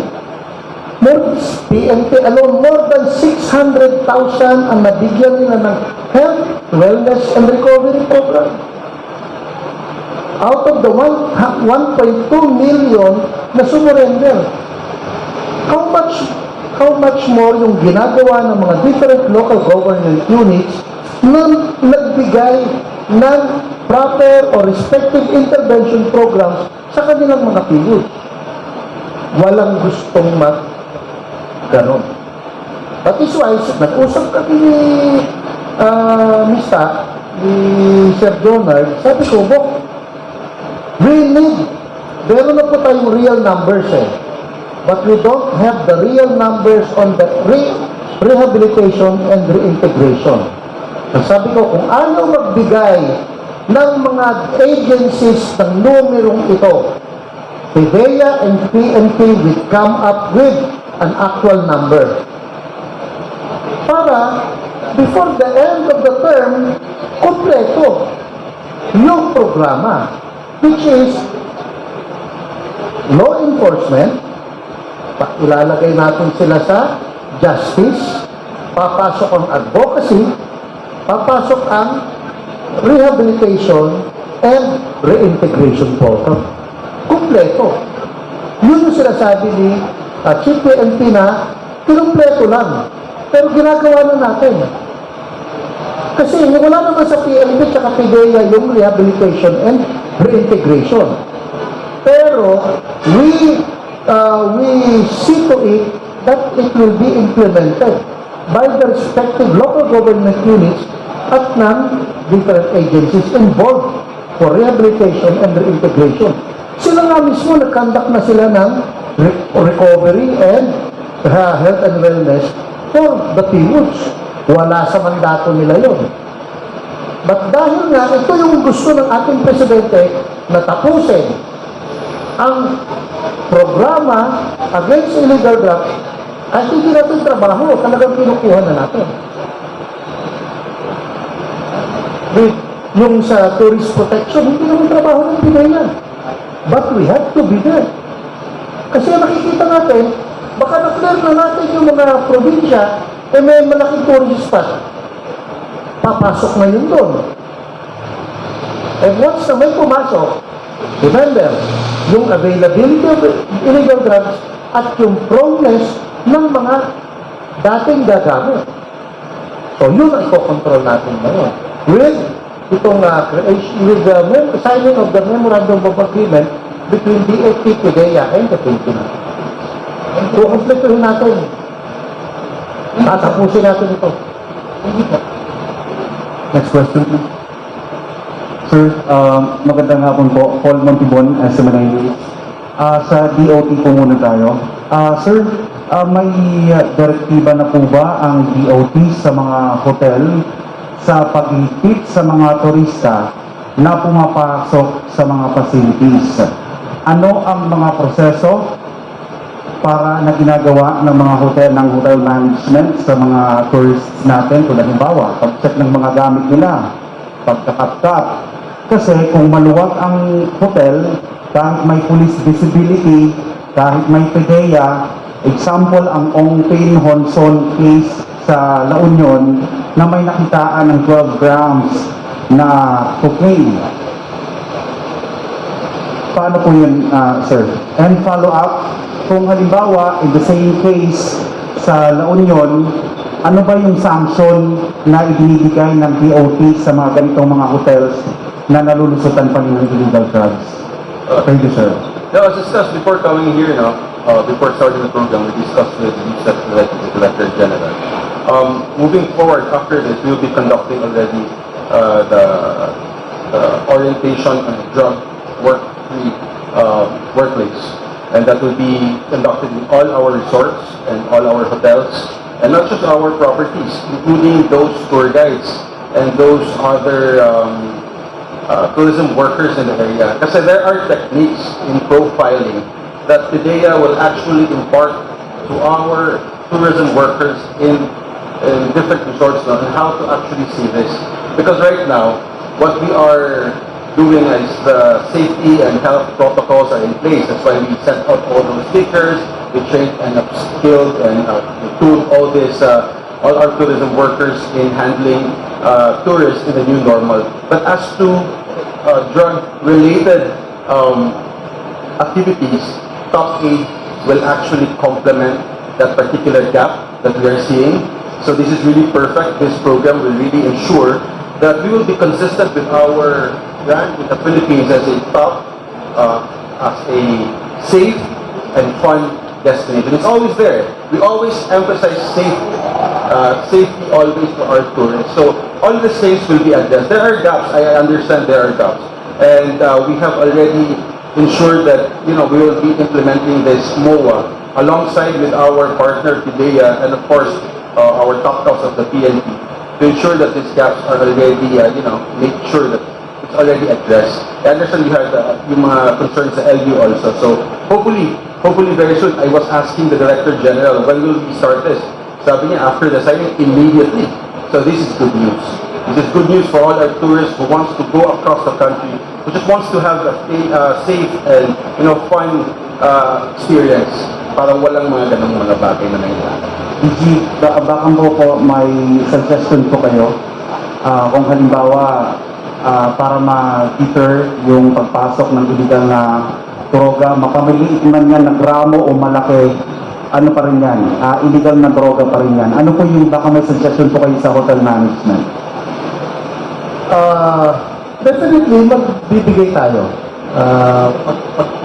Magko-collaborate muna ang aming mga operations officer to come up with a guideline naman. Guideline naman kung saan yun yung tutuparin ng each and every offices, agencies. And huwag na natin ilabas at baka maano agad sa atin. Ma-preempt tayo sa gagawin natin.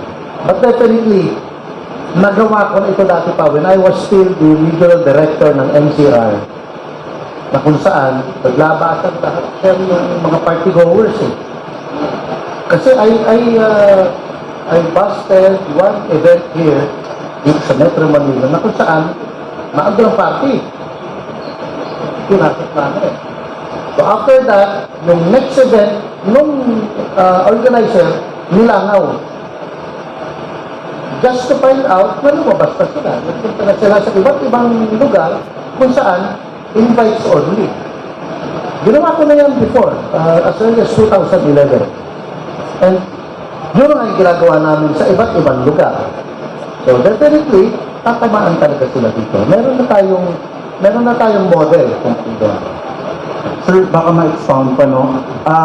Itong target ba natin is DOT accredited hotel and resorts lang po ba yung babantayan natin? Kasi how about yung mga maliliit na mga tourist spots na doon din nangyayari na malaya nakakapagkaroon ng operations yung mga sindikato natin dahil wala namang police visibility kasi malalaki lang naman ang mga hotel and restaurants and resorts ang pinupuntahan ng mga PNP and PDE and DOT officials. Even without T.R.O.P.A, we are monitoring these areas through the implementation of Barangay Direct Clearing Program. So, tinitingnan natin kung saan yung malakas na bentahan dahil reported naman yan sa community, yun yung Hindi tayo naglalagay ng permanent, but iniikutan natin parati. But with the creation of T.R.O.P.A, we are considering yung mga malalaking areas na talagang prone para gamitan ng illegal na droga. Hindi namin kayang bumaba sa lahat dahil maliit lang po ang PDE. Doon papasok po ang ating Philippine National Police para tumulong talaga sa atin. But, doon sa mga malalaki at well-known, ito, sabihin ko na lang sa inyo, Boracay. Pinapasok yan every Holy Week. Talagang nagpaparty sila doon, nagdadalagang droga talaga doon. Every Holy Week. And we know the persons behind those. So, sunugan tayo dito. Alam na nila ngayon na may PDE. Dati, PDE pumapasok doon, incognito. Kasi yun nga, as far as hotel owners are concerned, ayaw nila na may nakalipot ni PDE. Dahil masisira yung kanilang establishment. But this time, alam natin yung mga previously na pinapasok ng mga partygoers na nagdadala ng shabu, marijuana, and ecstasy, talagang lalabas kami doon. Katulong ng Philippine National Police. General. What's good with this new, hindi naman to new partnership, it's a reinforcement.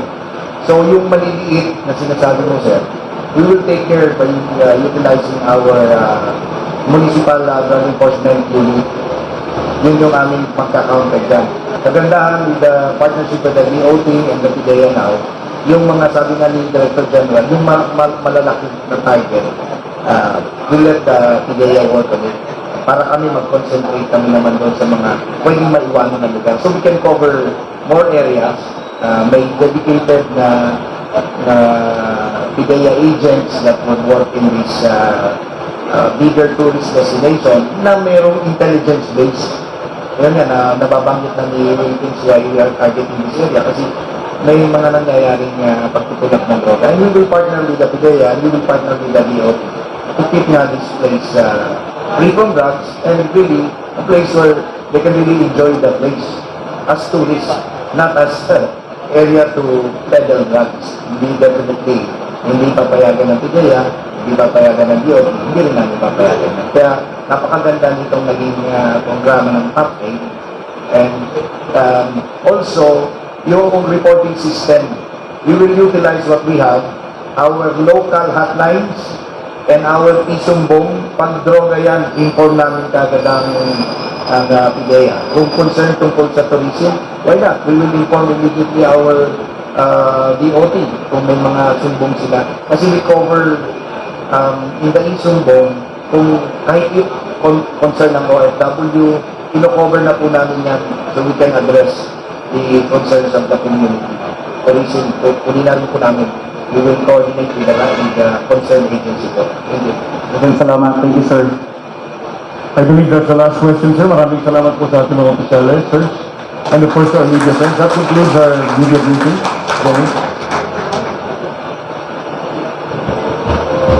We would like to thank each one of you for attending this activity today.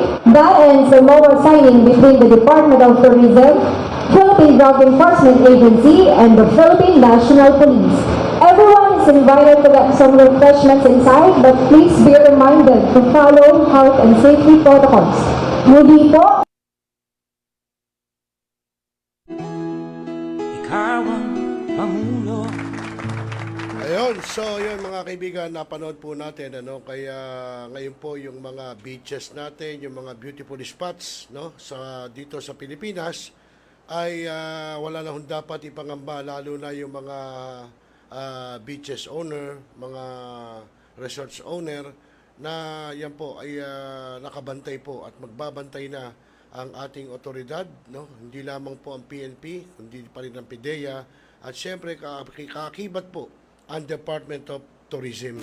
Sa piling mo. Well, dapat lang siguro mga kaibigan, dahil unang-una totoo yung sinasabi po ng Philippine Drug Enforcement Agency na lalo na ngayon na maluwag na ang ating ika nga nasa alert level 1 na tayo, may posibilidad na gamitin yung mga beaches, yung mga resorts, mga pool na gawing venue ng mga nagtatransact ng mga illegal na droga.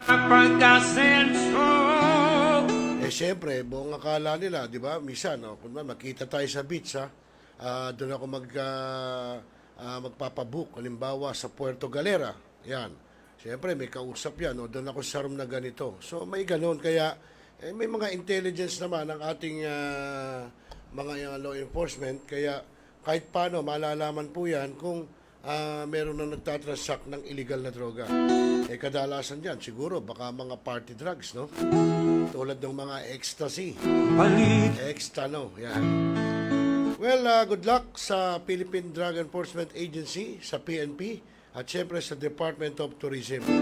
At yung nga po, nilinaw nga po, no, yung katulad yan, maluwag na, at sabi nga, ipakikita lang kapag pupunta ka ng parting norte, o kung saan mang mga resort, papakita mo lang ang iyong vaccination card.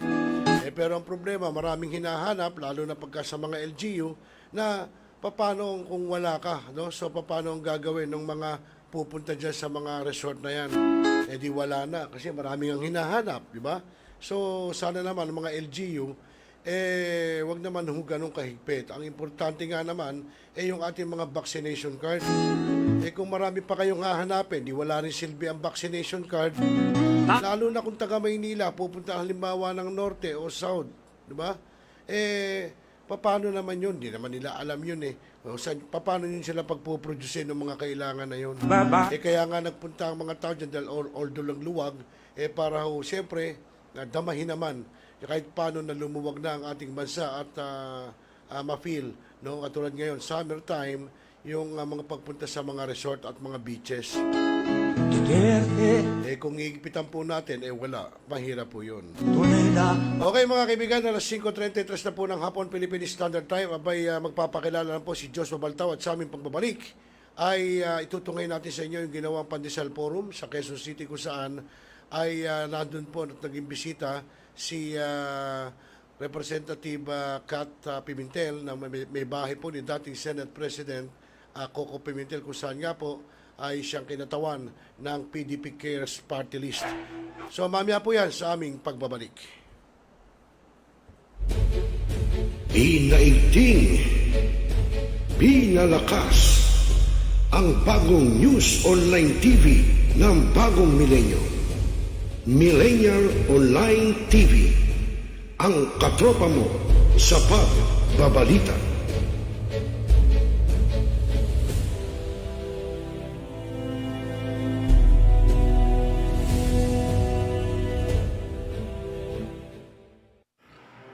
Mga milenyo, pagod ka na ba galing sa trabaho?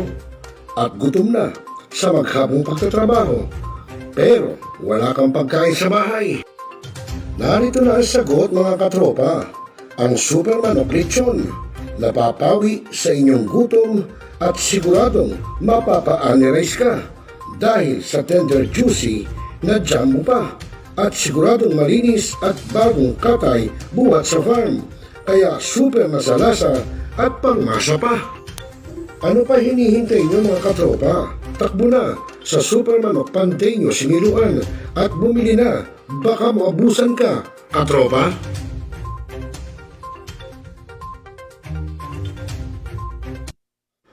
Nagbabasa ka pa ba ng dyaryo? O nakikinig ka pa ba ng radyo? Kung ngayon, lahat yan ay mapapakinggan nyo na sa inyong mga cellphone. Dahil online na tayo, mga kamilenyo. Kaya manood, makinig dito sa Millennial Online TV. Rider, sumalpok sa Kaya poste ng i-follow, like, subscribe, at i-share na mga katropa. Now, we are Talakayin, Biggest destruction of dangerous drugs worth 1.2 rebisahin, billion. opinyon, malawaking, aksyonan. Kasama si Rosel Lopez, ang inyong katropa sa pagbabalita. Dito lang sa Millennial Online TV. Tutok na mga katropa!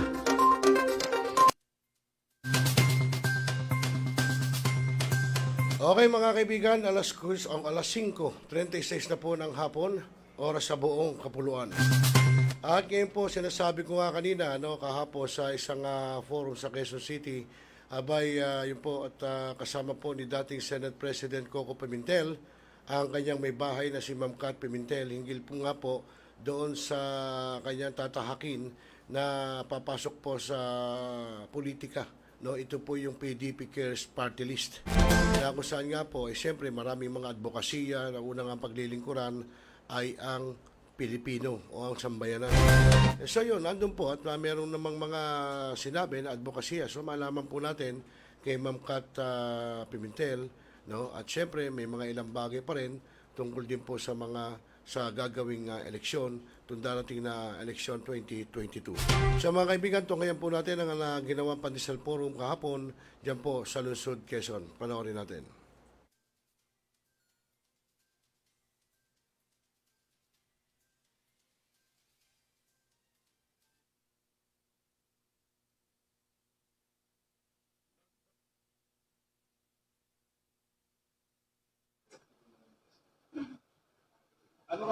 Next week siguro, tumatawag yung controversial. Wala lang siya. Oo, bago siya. Kahit yung tayo po ka. Kahit yung tayo po ka.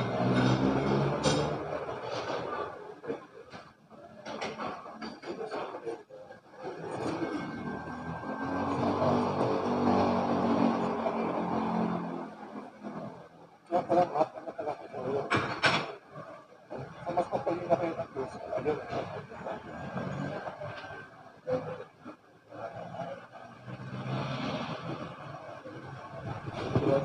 Hello. Good morning, everyone. Welcome to Pandesal Forum here at 83-year-old Kamuning Bakery Cafe. We are very fortunate to have with us former Senate President and one of the best senators in the Philippines, Senator Coco Pimentel, and also his wife, Miss Katrina Pimentel, who is the president of PDP Cares Party List. To talk about many things about the country and even about the world. For the start, Senator, we'd like to invite you and your wife to give your opening statement. No need to really actually introduce si Senator Coco Pimentel. Everybody knows him. May mahaba akong biodata dito. Hindi na, no? Everybody knows. Everybody knows. You're one of the youngest senators, aside from Pacquiao. Magandang umaga sa lahat. May buntag sa tanan. Thank you, Wilson, for inviting us. Kasama ko si Kat this morning. First time ko rito sa napaka-historic na Kamuning Bake Shop. I used to be a young senator, but now I'm one of the oldest. So, yes, ibig sabihin ng bumata ang average age po ng Senado, maybe reflecting also the change in demography. Yung population ng Pilipinas, bumata din po ang mga botante. So, just to correct the introduction of Wilson. So, once again, maraming salamat. We are very happy to be here. Sana madalas-dalas ang invitation mo sa akin para matikman ko muli yung iba't ibang mga klaseng tinapay dito po sa Kamuning Bake Shop. Napakasarap. Thank you. Kapangalan niyo pala one of our bestsellers dito since 1939, Pande Coco. Tama. Welcome, Senator. 1939. Next, we'd like to invite si Miss Katrina U. Pimentel, President of PDP Cares Party List. Aside from your opening statement, baka you can mention what your plans are for PDP Cares Party List. Miss Katrina Pimentel. Good morning and thank you for inviting us, Sir Wilson D. Flores, in your Pandesal Forum. I'm the first nominee of PDP Cares Party List and ngayong umaga, no business dealing with COMELEC. They can cover, but wag yung gano'n kasi yun ang rule pero not partnership. Yeah, wag nga ganon. Wag na yung mga formal dealing with a foreign-owned entity. Kasi nga kami nga mga candidates, pinagbabawalan din kami to deal with the foreigners and foreign-owned entities. Ganun. Yun eh. So, para ma-minimize yung accusation or possible talk na may foreign intervention. Yun naman yun. So, yun yung spirit na medyo dapat i-carry out ng COMELEC. Sen, last na to. Kasi parang ang laki ng possibility na going into World War na yung Ukraine and Russian conflict. Sa tingin nyo, ano na pong kailangan gawin ng pamahalaan natin bilang preparation dito? Dapat meron nga silang, okay, marami kasi problema. Number one problem muna, fuel prices tataas, whether or not may world war. Food prices tataas kasi hindi lang natin alam, number one producer pala ng wheat, Russia, Ukraine, number 2 yata, parang gano'n eh. So, number 4 o sa flour, ito, alam ng bakery. So, pero okay, those are the problems not connected with the world war. Pero I suggest meron na siguro tayong secret brainstorming or planning, what if it happens? Secret, pero di na siguro dapat yan ina-announce o pinag-uusapan, but the executive branch must prepare for the worst eventuality. Okay. Na magkaroon ng mga, iniiwasan nga yan ng West din na walang direct confrontation para walang aksidenteng matamaan because it might lead to what we do not want. And siguro in the meantime, magdasal na lang po tayo. We all pray that not in our time, should there be a world war, another world war, i-extend na rin natin, not in the time of our children and grandchildren, kasi talagang kawawa. Kawawa, iba po ang mundo ngayon, iba na po ang level ng gera ngayon, hindi na to biro-biro. So, idasal natin na hindi talaga mangyari. Thank you very much. May tanong dito for Miss Katrina Pimentel, texted by a journalist. How can PDP cares help women cope with increasing cost of living due to the 2 years COVID crisis and now the Russian crisis with Ukraine? For Miss Pimentel. Ano daw tulong ng PDP cares for women in these times of high prices? Or suggestions ninyo? We will be formulating livelihood, and I think the most yung patok ngayon is yung online. I'll give an example because my sister sabi niya sa akin simula nung nagka-pandemic, nagkaroon siya ng advantage kasi nag-explore siya sa fruits importation, and tinap din niya yung mga farmers sa local natin, Luzon, Visayas, Mindanao.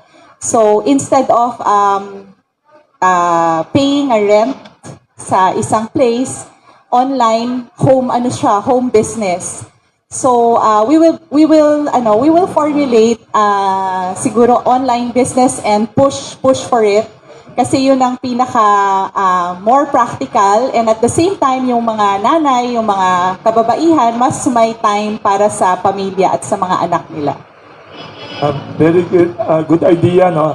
Home-based SMEs. Thank you very much. May tanong naman dito by another journalist for Senator Coco Pimentel. What is your comment daw about the President recommending to the voters of the country that we should choose preferably a compassionate lawyer as President? You're a lawyer. What is your comment on the President's suggestion?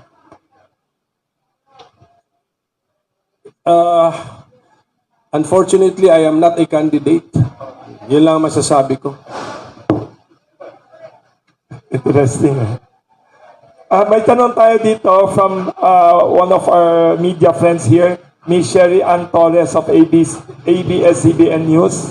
Hi sir, ma'am. Good morning. Alam mo, kahit nakamas ka na, namukhaan ka agad ni Senator Coco nung pumasok ka kanina. Sir, good morning. Morning. Sir, I'd like to ask your opinion. We already asked senatorial candidate Barbo about this, the entry of PDP cares.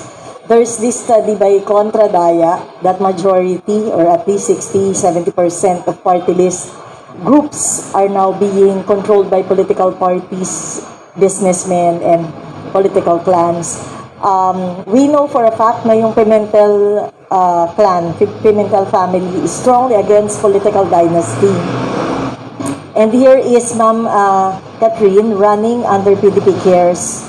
First, ano yung nature ng PDP Cares? And second, bakit all of a sudden merong isang Pimentel member of the family who is seeking an elective position? Well, una sa lahat, the PDP in PDP Cares means Pilipino dapat paglingkuran. Slogan yun, slogan nila. Accidentally lang yun na kamuka sa Pilipino Demokratiko Partido. O yun, iba yung partido yun. So, it is not really related to that. Okay? The only relation dyan is naumpisahan kasi ng PDP Cares, idea ko na tumulong pag may tinamaan ng mga calamities, natural and man-made calamities. So 2017 pa sila, 2016, 2017 na tumutulong Mayon, sa Tarlac, Tagaytay, sabot-sabot lang na makakaya nila, ng mga generosity ng friends nila, tulong sila. And then sabi ko, naalala ko si Ondoy noong 2011, and then tumama rin si Ulysses may mga flooding pa. Sabi ko, why not organize as a group which will have an advocacy more than the material assistance. Kasi yung ayuda, automatic naman yun. Whether maraming grupo yan nag-aayuda sa mga victims. So, sabi ko yung baha, dapat interesado tayo, being from Marikina, ako naman, Cagayan de Oro, Sendong, grabe rin, no, na iba causes doon na hindi related ang causes sa baha doon, sa layo nila. So, sabi ko, why don't, since na rin kayo, why don't you also organize a group to study now root causes of all of these things causing the need for ayuda. Ganun yun paulit-ulit kada rainy season, mag-aayuda ka. Pero bakit? Dahil baha. So yan. So sabi ko, the best way to do that is mag-party list kayo. You try it. So nag-register naman sila. And then do not worry dito sa party list kasi a party list is an organization. It will survive me, it will survive Kat, the nominees maybe in the next elections are no longer bearing familiar sounding surnames, mga ganun. So, pwede na ito. The common man will now lead the party list with an advocacy, yung 8-point agenda nila. At saka huwag kayong mag-alala kasi ang Pimentel naman, hindi naman kami oligarchs, hindi kami backed up by oligarchs. I do not know if you can call me a clan, a political clan. Ako lang actually mag-isa ngayon, so I'm not really a political clan. Accidental lang po ito, temporary setup, but the party list is there to continue the advocacy even long after I am gone, even long after Kat is gone. So, yan po ang mangyayari. Sir, si Ma'am Kat, Ma'am, any statement on this? Kagaya ng sinabi ng husband ko, ni Senator Coco, even during my campaign, sa pag-ikot ko, syempre gusto natin manalo yung PDP Cares to promote the advocacy na talagang pinupush namin, lalo na yung top 3 ko. Pero kagaya ng pinangako ko sa mga tao na PDP Cares, hindi pa kami sumasali as a party list. Tumutulong na kami, what more pag naging party list. And manalo matalo, hindi kami titigil para tumulong sa abot ng aming makakaya. Hindi talaga kami titigil. Kasi commitment yan And it's my personal commitment din na makatulong, lalo na sa mga nangangailangan, especially yung mga nanay and kababaihan. Okay, thank you, Ma'am. Wilson, I have several more questions. Sure. Would you mind? Mr. Adoles, welcome. Opo, thank you. Sir, I understand. Sabi niyo kanina, unfortunately, hindi ako kandidato. But you have a party mate. friend who is running for the presidency, si Manny Pacquiao. How do you think this will the president's statement will affect Okay. the chances of Sen Manny? Wala, it will not affect the chances of Manny Pacquiao, but he does not fit that, kasi lawyer ang sabi ng presidente, but mabait na tao talaga si Senator Manny Pacquiao, napakabait na tao. And he has a plan. Ang tawag namin doon, the master plan. Kinapture na namin yun sa health of the nation agenda. Yun po yung H, kada letter ng health, H-E-A-L-T-H, may meaning po yun. And the H, dapat English lang yun ng pabahay. Alam na niyo yun, pabahay is the number 1 niya. So, yun po yun, sa H, the health. So, yung E is economy and education, letter A is ayuda and agriculture, L is livelihood, T would be transportation and telecoms, and then the last H would be health. Ayan. So, captured po yun. So, Manny Pacquiao, although he is not a lawyer, he is a very compassionate man, napakabait na tao. But, in addition to that, he has a plan, a master plan. So, that's why I believe in him, and we will continue this fight till the very end.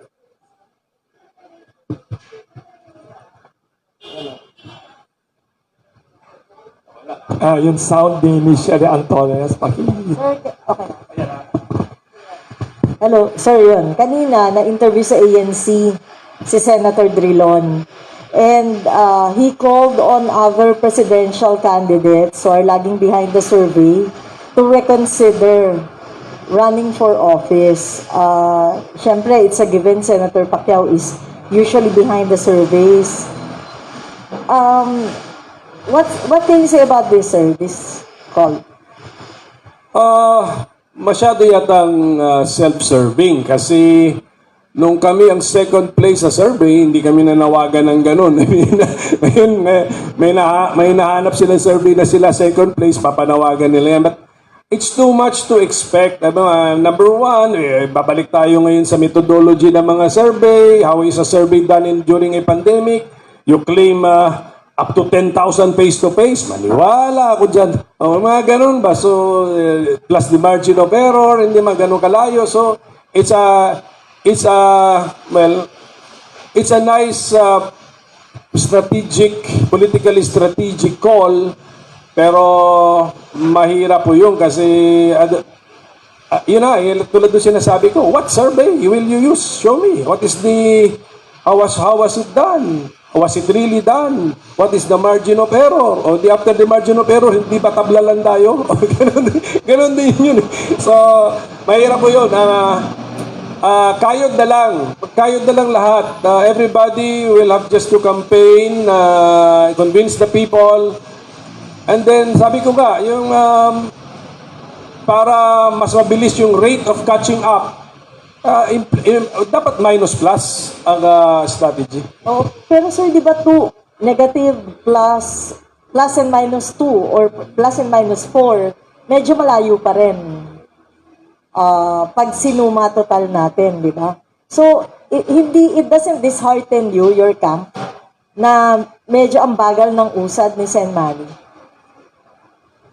May plano rin kasi kami. Not only do we have a master plan for governance, we also have a master plan for the campaign. And the plan never said that at the start of the campaign kami na yung nasa taas. It is like an airplane taking off. Yun na lang po ang ilagay natin sa isip natin. The master plan of the Manny Pacquiao campaign is an airplane taking off. So, kung yung survey mo nandito pa sa time na ito, pataas pa lang yung aeroplano So, ganun po yun. So, hindi kami nababahala. Basta tuloy lang po kami because we have a master plan to govern. Pag manalo na, we have also a master plan being followed during the campaign. And as you always say, yung malakas na hatak ng candidate nyo is the D&E classes? Yeah, D&E. D&E, nakikita rin namin sa survey at saka sa feedback. Okay. Sir, last na lang ako from my end. Part of Senator Drilon's statement din kanina is questioning the integrity of Commissioner Amy Neri. And then sabi niya parang it's better for Commissioner Neri to resign this early kasi nga daw parang nag-tour of duty sa government. First question, do you share the same observations? I already asked you about Commissioner Garcia's competency, but how about Commissioner Neri, sir? Member kasi ako ng CA eh. So, if I can reserve judgment na lang. Anyway, the CA, meron kaming taga-check ng background. Bibigyan kami niya ng confidential report sa background ng nominee or appointee. So, when the time comes. So, pero yung panawagan ni Senator Drilon, address na kay Commissioner Amy Neri yun. Pag-isipan niyang mabuti yun. Kung gusto niyang nasa limelight siya, at kaliwat kanan, diretso, harap, baba, taas, ang banat sa kanya na ilabas ang mga issue na alam nila, so be it kung gusto niya manatili dyan. Basta there will be a time na dadaan siya sa commission on appointments and we will have this background check on her. Sir, sorry, do you have the same information lang? Wala pa ako yung official commission on appointments background check. Ang ano ko lang, sinababasa ko. May nababasa ko yung mga reporting ninyo. Sinasagot naman niya, pero i-confront ka yan sa pagdating sa appointment process. Thank you very much, Ms. Sherry Ann Torres of ABS-CBN News. May follow-up question, si SMNI journalist, Miss, yes, your question. Yes po, President Katarong po. Yes. Doon po sa executive order na ninagdaan ni Pangulong Duterte, Executive Order 164 na naglalayong gumamit po ng nuclear power po. Ano pong stand nyo dito? Suportado niyo po ba ito? Miss Margot Gonzalez. Ayan, magandang topic yan, mga highly scientific and highly technical. Na interesado din ako. Actually, pumunta ako sa IAEA sa Vienna to be briefed about this noon before pandemic pa. I went to the sister plant ng Bataan Nuclear Power Plant sa Crisco. Hindi, nasa Crisco, Slovenia. Westinghouse niya, Lumandar.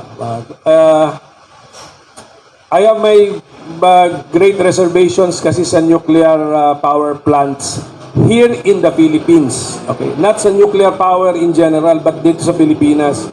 Kasi kailangan i-localize mo eh. Philippines. Typhoon Belt. Okay, siguro kaya nila to withstand Typhoon Belt. But Pacific Ring of Fire. Kaya ba yun? Yan ay mga tanong dyan eh. Yan ay mga tanong eh. Japan, kasama rin sa Pacific Ring of Fire. Fukushima. Ano nangyari? Japan na yun.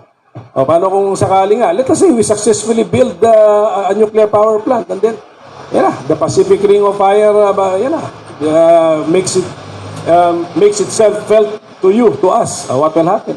And then actually mga kababayan, dahil kahit doon na sa Europe, pinuntahan ko, Slovenia and Croatia share the power generated by that Crisco nuclear power plant na ka-generation ng Bataan. Pero si Bataan na dekada nang hindi umandar, itong nasa Crisco power plant umandar since 1980s. Okay. Ang tanong nila doon is the waste, the nuclear waste. Sa ngayon, the waste are all stored in Slovenia. Sa ngayon. Tinatanong ng Slovenia ang Croatia, kalahati ng power sa inyo pumunta. Dapat kalahati ng waste kayo rin mag-store. Ano sagot ng Croatia sa akin nung release ko yun? No way. No way. Over our dead body. Sinabi nung kausap kong Croatian about that. So, nuclear waste is still also a problem. So, lahat yan, we need to address. Theoretically, masarap pakinggan. But you localize. Actually, mental exercise tayo na nandito sa Pilipinas. You localize it. Yan ang problema. Plus, may nagbago na sa legal regime. Meron ng local government code imposible na magkaroon ng nuclear power plant sa isang lugar na hindi ka nagpapaalam in a plebiscito sa mga local government units na papayag sila. Kasi noon, nung bataan, binil dyan, wala pa local government code. Ngayon, meron na dahil nga sa kay tatay, si Senador Nene Pimentel. So, yan pa yung mga ibang factors. So, mahababang storya pa yan na dapat pag-aralan, not only from the science, the geography, but also the local autonomy concept. Senator, other issue lang po. Ano po masasabi niyo dun sa mga sa report na may kandidatong sa mga kandidatong nakikipag-alyansa po sa mga komunistang grupo?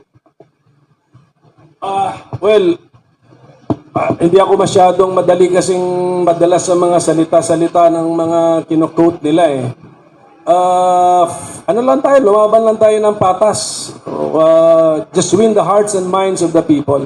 Okay? Ingat lang tayo sa mga grupo na let us say mag-pledge sa iyo ng support pero may hidden agenda. So klaruhin na lang ninyo kung may hidden agenda o wala. So sabihin nyo na hindi kami papayag kung may hidden agenda. But yung mga reports lang na ganyan, kino-quote yung taong dati daw siya sa grupo na yun. Bakit alam pala, kung dati na siyang member, dati lang siya member doon, years na siyang hindi member doon, bakit up to date pa siya? I mean, alabo yung mga ganun. Hindi ako, as a mathematician, scientist, hindi ako madaling maniwala sa ganung kwento.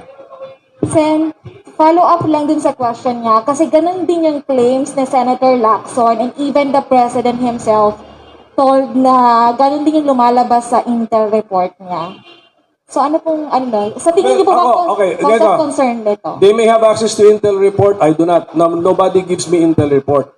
Pero given my personality, even if you give me such an Intel report, I will ask questions, hard questions to that person giving me the input.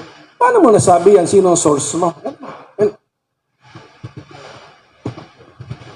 Thank you. I'd like to welcome pala may sikat na showbiz columnist dito si Mr. John Lalim. He admires you. Taga Las Piñas pa came all the way here this morning. And also we had two journalists from Shanghai and Beijing. The largest paper in Shanghai and Beijing. Guangming Daily and I will ask in English pala. Somebody asked an English question here.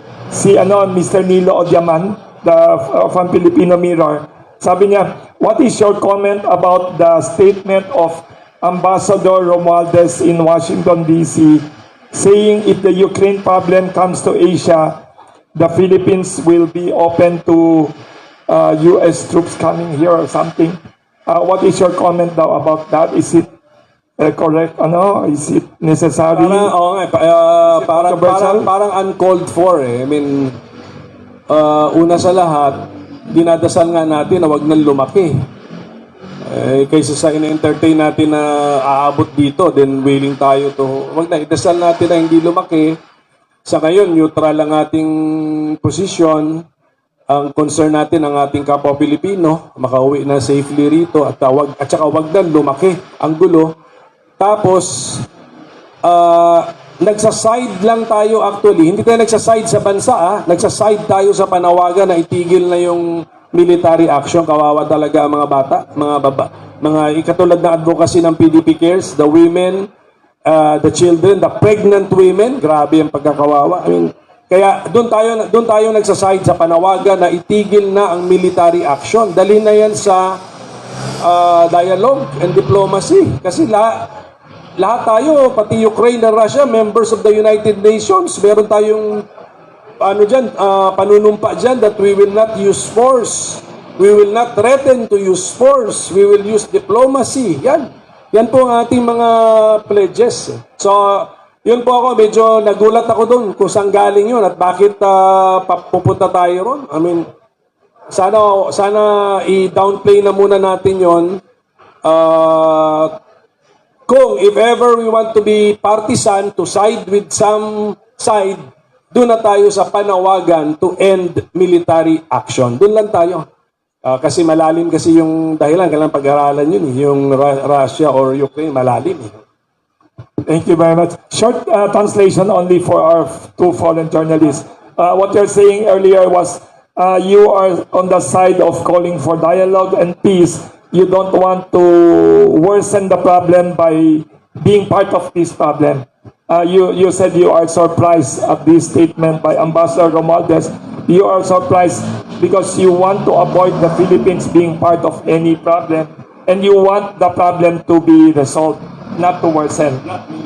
You don't want to be part of any military squabble, any crisis.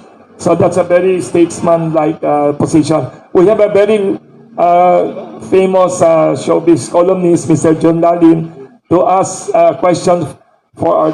Kayo lang, sinadya niya, layo-layo. Ang daming mga sikat din niya pinupuntahan. Oo, taga-south pa siya. All the way here. Oo, Yes. kasi para namang hindi ako pupunta dito. Si Wilson, alauna na madaling araw, talagang sinisigurado pumunta dito. Wilson, sabi ko, pupunta dyan, oo. piyat ako dahil sa iyo, sa kakapalo mo. Kakaloka siya, di ba? Oo. Di ba? Pero Sikat thanks si John. to Skyway, oo. So, less than an hour naman ako dahil River Drive, then Coastal na ELEC and Skyway, di ba? O, super mahal nga lang. Okay. Pero syempre exciting na maka-join ako dito ng face-to-face, di ba? O, pero makulit si Wilson. Okay. Kasi sabi ni Wilson, Jun, you should be there. Kasi alam ko, si Kat, laging kausap sila Tita Lolit, si Lolit Solis, di ba? Baka meron kang matanong about showbiz.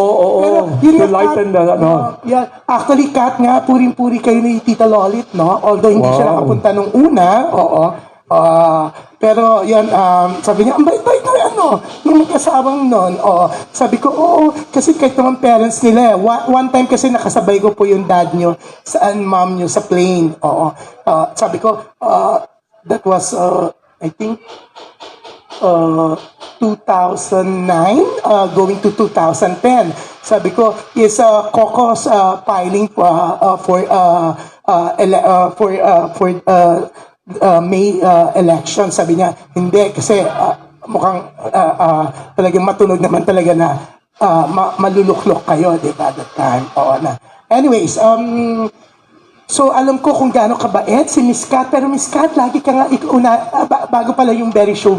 Tatanong ko na, ano na po yung, kasi ano kayo ng probe to the, yung sinisingil for the airtime, yung for the commercial, radio, TV, di ba? Ano na po nangyari doon? Nagkaroon na po ba? Naibaba po ba? O ngayon pong mag-election at mas tumaasa naman po ang singil? Yan ang reklamo ng mga kandidato, lalo na kasama ko po sa Senado. They notice na tumaas pa nga daw ang rate. So, yan, nag-hearing kami. Basta, ang ganito na lang yung bottom line, sinasabi namin sa networks, nothing prevents you from bringing down your rates. The law does not say na kailangan iangat mo may minimum. You bring it down ko hanggat saan nyo kaya pang ibigay. Kasi sana i-differentiate ng network ang kandidato sa public office from a commercial product. From toothpaste, shampoo, canned goods, hindi po yan pareho. We are, yung mga kandidato should be given some concession kasi democracy ito pinag-uusapan natin, informing the citizenry. Kayo ba? So panawagan lang po yun, John. I hope na nakinig sila kasi... Pero kayo ba, hindi po kayo nag-request for a dialogue with them? Yes, yun na nga. Yun na yung sa ano. Dumating sila? Hindi, yun na yung sa committee hearing. And then, pabayaan ko na yung mga kandidato kasi I'm not a candidate. I really do not know now the rates. Okay. Kasi ang PDP cares, hindi naman sila ganyan ka-big time na may mga placement. Wala rin. Ano lang sila, pang social media lang, TikTok, mga ganyan sila. Pero yan, at least maganda yan, no? Kahit hindi kayo tumatakbo, talagang pinupush nyo pa rin, di ba? Pero yan, syempre si Miss Kat, ang dami ng mga entertainment press na na-meet ka, bait, napaka-sweet, yan. Ikaw ba, Miss Kat, syempre sa PDP curse na party list, eto ba, may mga iba ba dito sa mga plano mo na magbe-benefit? Siyempre, showbiz ako, no? I want to know. And si Senator Coco, ano po ba yung mga bills nyo for the showbiz industry, for the entertainment industry? Lalo na po, isa sa naapektuhan din naman talaga during the pandemic, Actually, yun ang like concerts, 'di ba? Siya yung uling babalik 'di ba? May mga bills po ba kayo? May mga gagawin po ba kayo na syempre showbiz po ako, so kailangan ko malaman. So, meron po ba para sa makikinabang naman ang mga taga-entertainment industry? Tama. Ako una sasagot kasi as a senator, generalists kami, buong bansa, at saka hindi lang buong bansa in geography and then yung subject matter buong bansa. Ako nga as foreign relations, buong mundo buong mundo na. Ang PDP Cares Party List being a special advocacy group, they have an 8-point agenda. So specialized sila. Yun na nga, yung sa ayuda, women's rights, children's rights, and then Baha, Anti-Baha Coalition, helping OFWs, etc. Walo yan, 8 points in their agenda. Ngayon ako, June, as the Committee on Trade naman, Chairman, meron akong bill dyan na I hope, sa remaining days ng session may pasa namin kasi excited na rin ang karamihan ng mga, hindi lang showbiz, but creative people. This is the Creatives Industry Bill. If you are a creative person, excited ka dapat dito kasi finally i-recognize na yung inyong sektor na creatives people, ang tawag namin dyan creatives industry. Nice. Hindi, ayan niya. So, ibig sabihin, meron ng espesyalistang ahensya ng gobyerno sa ilalim pa rin ng DTI na yan parating nakatutok sa creatives industry. Okay, you're not the only creative people in the country, yung mga showbiz, marami rin. Hindi mo siguro ma-imagine, architects are your fellow creative people. Musicians. Musicians, of course. Painters. Visual artists yun. Fashion. Designers, fashion design, interior, fashion Bakit po kayo designers. tumulong kay Wilson ng designer? Nag-design na rin ba siya? Siya nagsabi Kala ko kasi nag-design na rin siya. Pero meron kayong hindi nyo akalain, kasama ninyo sa creatives. Alam mo kano? Programmers. Kasama. Computer programmers. Kasama rin ninyo yan. So, yan yun. So, I hope, anyway, pag maubusan kami ng oras, I have already a very improved version of the bill. I will surely refile it para matutukan natin yan. And then if you remember sa Bayanihan, one of the Bayanihan laws, Bayanihan 2 yata yon, we gave money to DTI, Small Business Corporation, to help ang tawag ba ito? Gig industry, the events organizers, the planners, na events planners, natamaan sila Planners. So ganoon, they can approach DTI and the Small Business Corporation for loans and grants in the meantime because of the pandemic. Pero ang long term natin is this one, the Creatives Industry Bill. Ayan, ang bongga at least nalaman namin yan. Ngayon, hindi ko na sasabihin entertainment industry, creative industry. Galing. Ang bongga, Pero, eto, si Miss Kat, nabalitaan ko kasi sila Tita Lolit, they're super excited, sinasabi nila, kasi may plano ka for the showbiz moms. Ano ba yun? Para mas malaman ng lahat dito. I'm encouraging breastfeeding. I advocate breastfeeding. Me and my sisters and majority of my friends.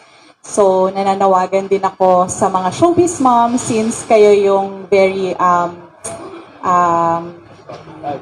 kayo yung ina-idolize sa public eye ng mga karamihan ng mga kababaihan at mga nanay. Sana matulungan niyo po kami, yung PDP Cares, na i-advocate ang breastfeeding because breastfeeding talaga is very good for our babies. Hindi lang sa nakakatipid tayo sa gatas, sa pagbili ng formula, pero yung development ng mga babies I breastfed until 1 year and 6 months. So, sa awa ng Diyos, yung anak namin, si Helena is malakas. So, nakikita ko yon sa anak ko. So, sa tingin ko, makakabuti din yon sa mga babies at mga future babies. I-require mo rin ba magkaroon ng bill na like in taping, shootings, may lugar na. Kasi di ba sa mga malls, nakikita ko yan, meron yung mga, pwede ka mag-breastfeed, di ba? May mga booth, may mga ganon, di ba? So, pag, pwedeng magkaroon ng ganon? Yes, we'll do that. Yung sa mga studios, sa mga shooting areas, I think we should encourage that.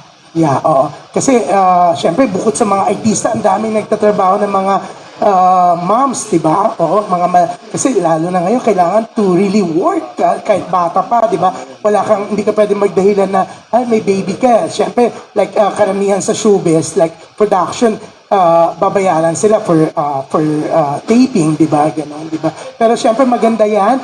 May iba ka pa bang, may iba ka pa, Miss Kat, na pinaplano for the industry po, for the entertainment industry? This is just in my thought bubble, but if this is possible, I'll consult with my senator husband.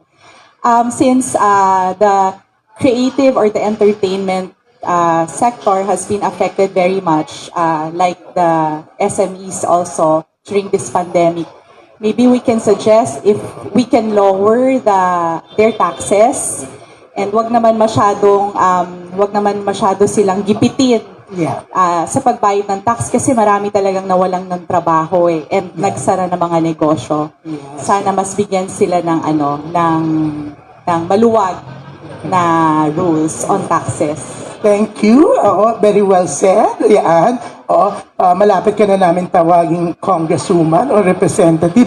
Pero eto, syempre, no, para tayong beauty contest dito So, tatawagin ko ang aking, kumbaga, what you call that sa mga beauty contest, translator na si Wilson Lee Flores kasi merong tatlo dito, hindi maintindihan. Translate mo kasi maniningil ako sa iyo, Wilson, pag ako pa mag-translate, di ba? Yeah. So, Wilson will translate, okay? So, because he has to pay me a talent fee if I'll do that. Okay, Wilson? Thank you. Okay? Mamaya ako continue yung pagtatanong para wag mas mahaba yung mo. Di ba? Thank you, Mr. Jun Lalin.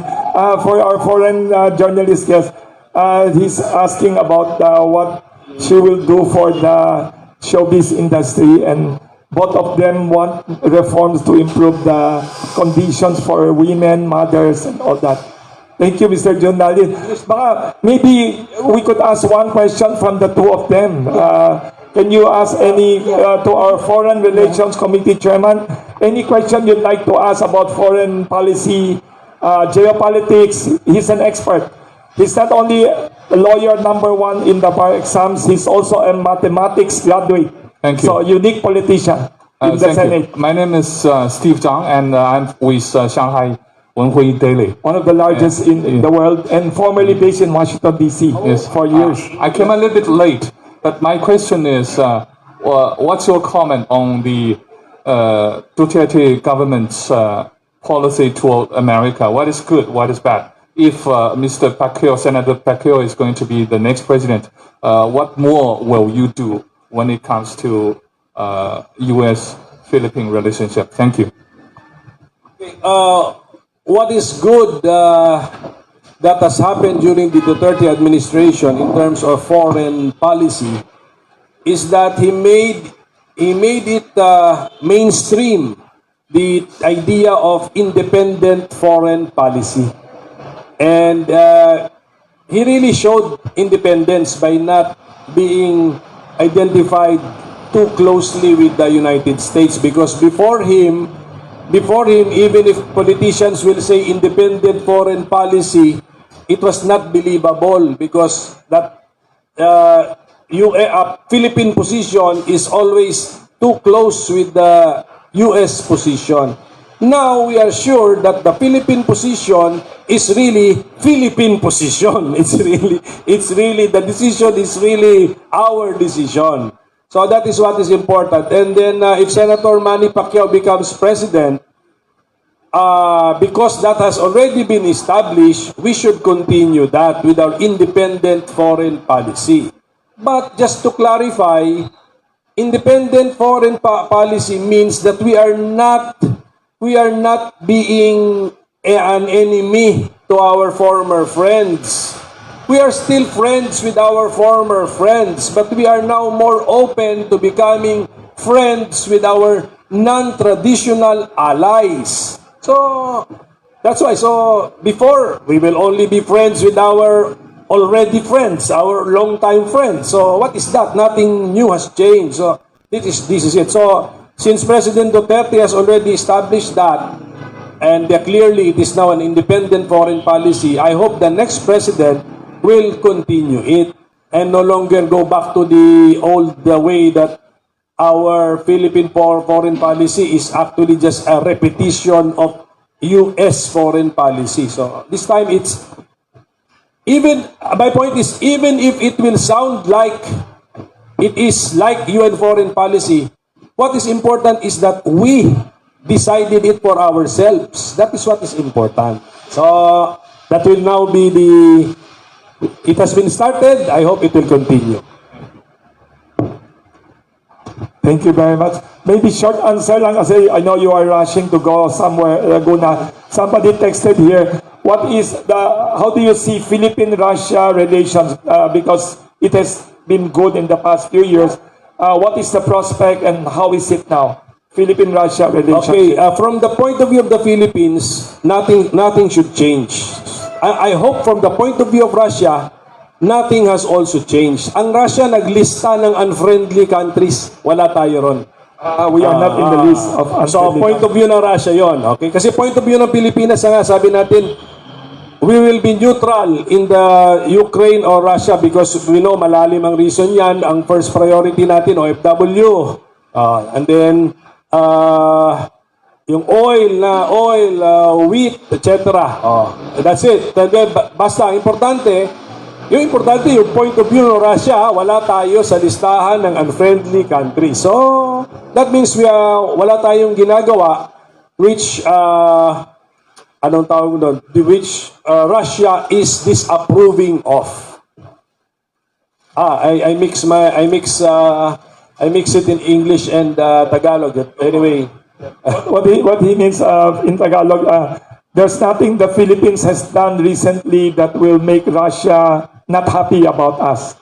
So relationship is normal. So we were not included in their list of unfriendly. Yes, very good. We are not in the list of unfriendly countries. Thanks also to a large part to you because you have been a very good Senate Foreign Relations Committee Chairman. Thank you. We don't have time. Sorry to our media friends who have asked questions. We'll pass on the questions to Senator Coco and Ms. Kat Pimentel. We'd like to invite both our panelists to give their closing statements, to sum up what you have said and also your hopes for PDP Cares. Ang ganda ng pangalan PDP Cares. Pero Pilipino dapat paglingkuran. Ito, sabihin ko na sa SMNI, the reason na nagpapaalam na ako kay Wilson, pupunta ako sa Santa Rosa, Laguna, Comelec. Wow, hindi kaya nga, because ito na yung mga activities na kailangan nilang buksan sa public. So I will witness something, the installation yata of a program sa machine. So yung mga ganon, may mga ganon. Imbitado, bakit sa printing hindi, yun yung mga ganon. So this is it. So this is the reason why sabi ko kay Wilson, I have to go kasi medyo malayo-layo pa po yung Laguna. So, pasalamat lang ako. Hindi ko na ulitin yung sinabi ko. Pasalamat lang ako. Finally, ako po'y nakapunta rito sa Pandesal Forum, sa Kamuning Bake Shop. Hindi naman ako kandidato, so kung hindi ka pa nagsasawa sa imbitahin mo ko ulit. One more time next time. Makatikim naman ng ibang dito, ibang tinapay. So, yun po yun. So, maraming salamat po sa inyo lahat. We just continue to pray for our country because meron tayong election. May the best person win who will guide us to a better future. But then, isama na natin sa dasal natin ang buong mundo. Kasi, yun din, even if we have chosen the best person, pero magunaw na ang mundo, what was the point? So, pagdasal na rin natin po yung mundo na yung decision makers of great countries will be guided and then with their love for humanity. Not hatred for an ideology or an organization or a cause. Love for humanity, make sure the human race continues to exist. Maraming salamat po. Thank you. Short pala, short. Somebody texted sa internet, sabi nila kasi nandito, kanina may showbiz question. If you and your wife, yung story nyo turned into a movie, who would you want to be the actor, Coco Pimentel, and the leading lady? May nag-text na taga-showbiz na journalist. Ako sa actress, sinagot ko na si Tita Georgie. Sabi ko si Marian Rivera. Marian Rivera. Ikaw, sino gusto mo maging Coco Pimentel? Ikaw. Pagkakaalam ko si Manny Pacquiao, actor din eh. Gusto mo si Manny Pacquiao maging... Okay din si Manny para talagang matipuno, hero, world champion. Or yung kapangalan mo, may isang kapangalan mo. Si Jun may pahabol before you leave. Hindi kasi nagbabasa si Wilson masyado. Hindi niya alam na tinanong na sa inyo 3 weeks ago pa yan. Oo, sorry. Siya updated. Sorry. Kaya hindi ko tinanong niya. Pero Wilson, sabi nila, pakita mo daw yung nag-text kung sino. Ay, oo nga. O pakita mo kung may nag-text talaga. Ikaw yata nagtanong, no? Pero hindi, masaya lang na at least face-to-face na, di ba? O, na-miss mo rin kasi even in Senate, kinakwento sa akin ng mga Senate reporters, they're not allowed to go there to cover. Online lang sila. Are they back in the same Senate? Yeah.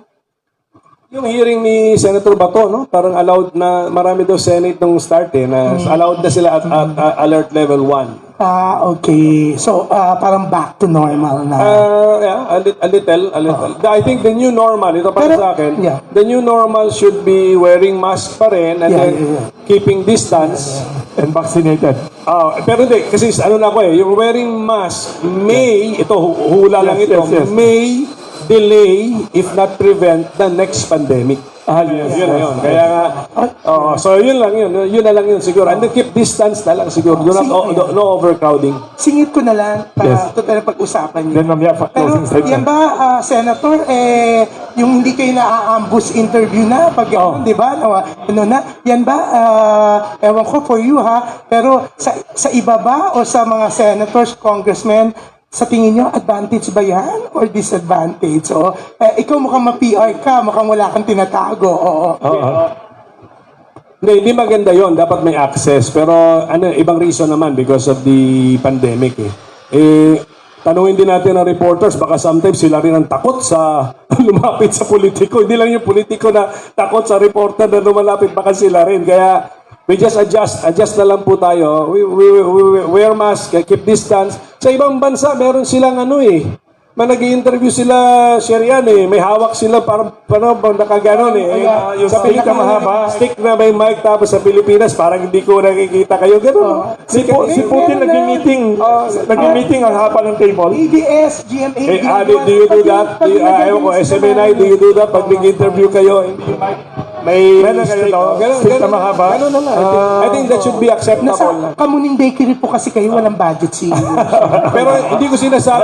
Ako, tinitignan ko na yung point of view ng reporter. Hindi naman dahil sa takot si politiko, umaatras si politiko sa kanila. Maybe sila rin gusto rin mag-maintain ng distance.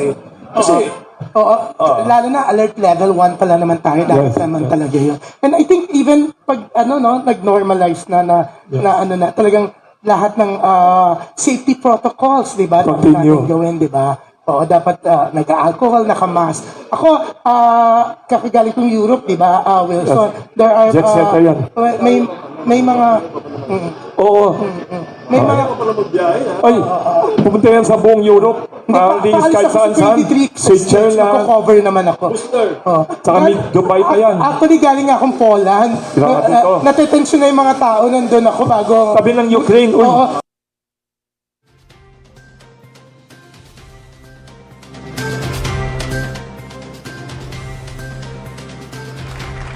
Ayun, so yun mga kaibigan, napanood natin na yun nga, hindi naman tatakbo si Senator Coco Pimentel, pero yung kanyang may bahay ay actually, noon pa raw yun, hindi pa raw actually mag-eleksyon na to, dati na raw na nagpa-function na yung PDP Cares party list, yung PDP Cares. Pero, syempre nga, gusto nga mangyari ni Ma'am T.R.O.P.A Pimentel, na in case kung sakali mas lumawak pa yung kanilang gagawing pagbibigay ng serbisyo publiko.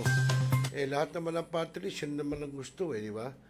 Sino man may lahat ng party list po, o kung sino man tumatakbo, talagang ang advokasya, makatulong, kuno, etc. Di ba? Sabi ko nga, sabi nung ilan, pwede ka naman tumulong kahit wala ka sa politika eh.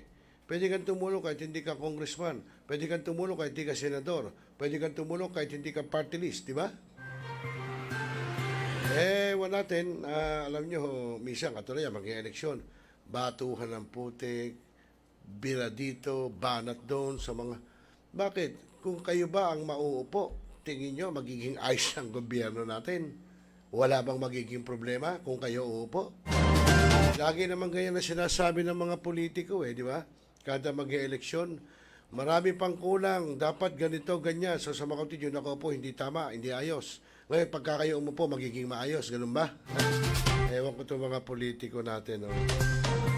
Di ba? Sana, wag nang ganun. Wala nang magsasalita na kasiraan, kakulangan ng dating administrasyon, ito pa kulang. Di ba? Lahat kayo namang mga politiko, lahat yan ang sasabihin nyo na gusto nyo tumulong sa to. So, tumulong na lang. Huwag nang sabihin na kulang si ganito, kulang yung ganyan, kulang pa ang ganito. Hindi tama yun.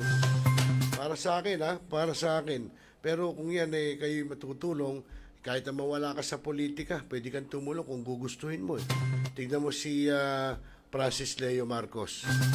Di ba? Wala sa politika yan. Pero, kita niyo yung mga ginawa niyang pamimigay ng ayuda nun. Truck na bigas.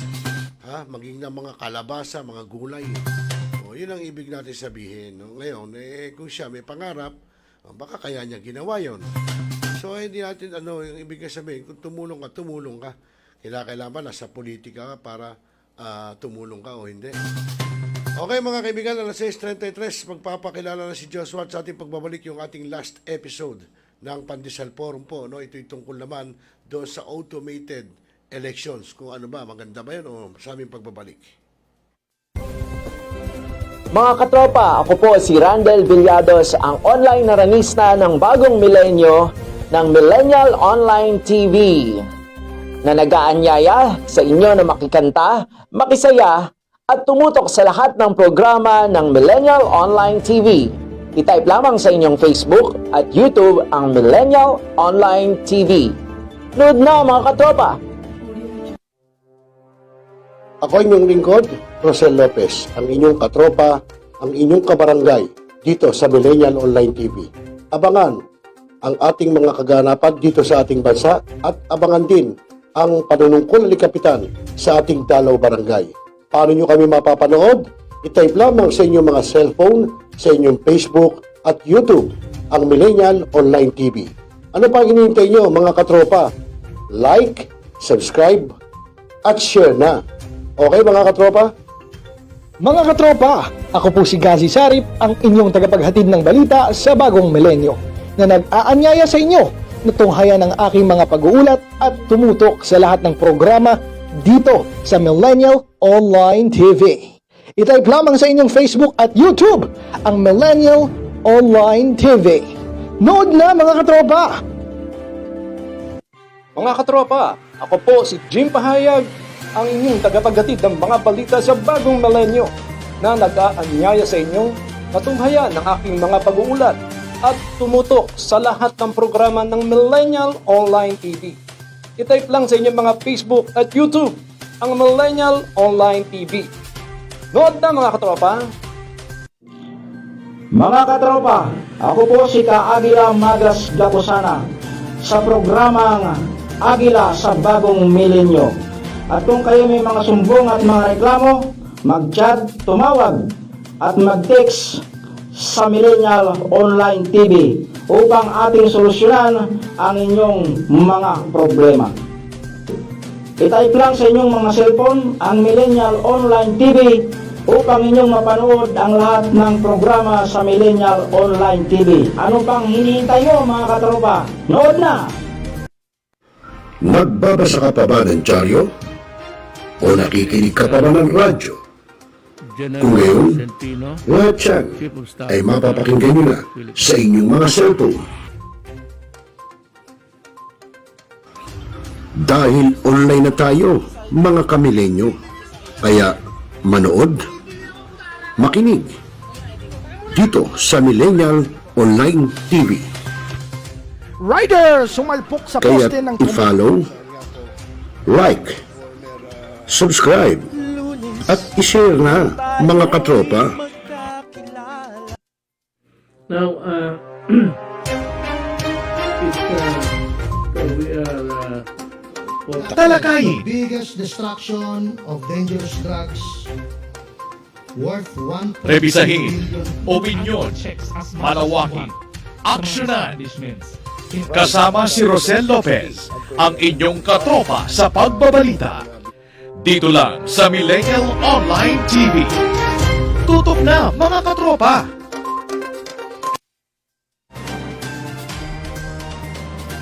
Okay, so mga kaibigan, nagbabalik po kami sa oras na alas 6:37 po ng gabi, Philippine Standard Time. At sa pagkakataong itong na natin patagalin, itonghin na po natin yung ating last episode ng Pandesal Forum kung saan tinalakay po rito yung pong tungkol sa automated elections. No? Yung papayag pa ba tayo, okay bang automated? Wala bang mangyayaring dayaan? Diba? Kasi nung nakaraan, sinabi na mayroon pa mga chips yan. Kailangan lang laptop para, diba? Para pang makapandaya. So, kayo ba, gusto niyo pa ba ang automated elections, di ba? So, alamin natin na kung ano nangyari sa ginawang forum sa Pandesal Forum pa rin. So, mga kaibigan, panoorin po natin. Automated election. Na-disconnect lang si Mr. Lagman for a few seconds. We'll wait for him. I have a question, Mr. Nelson Celis. Is internet connectivity a possible problem with this election? And number two, would electric power interruption be a possible problem with world oil price increases, all this problem? And do you see that? And also pandemic, people are, at least for 2 years, we're not going out. Wala na siguro, no? Diba? People could physically go and vote ba? These are questions, Mr. Celis. Yeah. I attended the mock elections last December 29. Yes. There were 3 places, Taguig, Pateros, and Pasay. So Yes. there was this simulation of the elections in the presence of pandemic, yes. And I think the procedures that were placed by the Commission on Elections. It was commendable because they were able to address yung pandemic concerns. Kung ikaw ay boboto, so wala kami nakikita. We don't see any problem. But when it comes to the power, the machine has a standby battery that could still last for so many hours, until from the opening of the precincts up to the closing, and possibly during transmission of the election results. That's with regard to the power. As to the electronic transmission, the internet, it may be a major concern. Because up to now, we haven't gotten any feedback from any of the stakeholders regarding the inventory of all the transmission facilities. Because we have had so many problems in the past that there were failure of transmissions. In fact, if I can remember it right, in 2010, I think 75 or 80% were able to successfully to transmit, but the rest failed to transmit. Pero I think the partner of the Commission on Elections should give an update on what's been happening in the telco side, because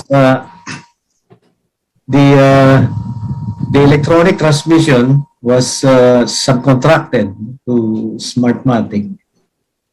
That's encompassing all the data center, the electronic transmission, the backup, the central server, and so many others, and that cost the government around 1 billion plus.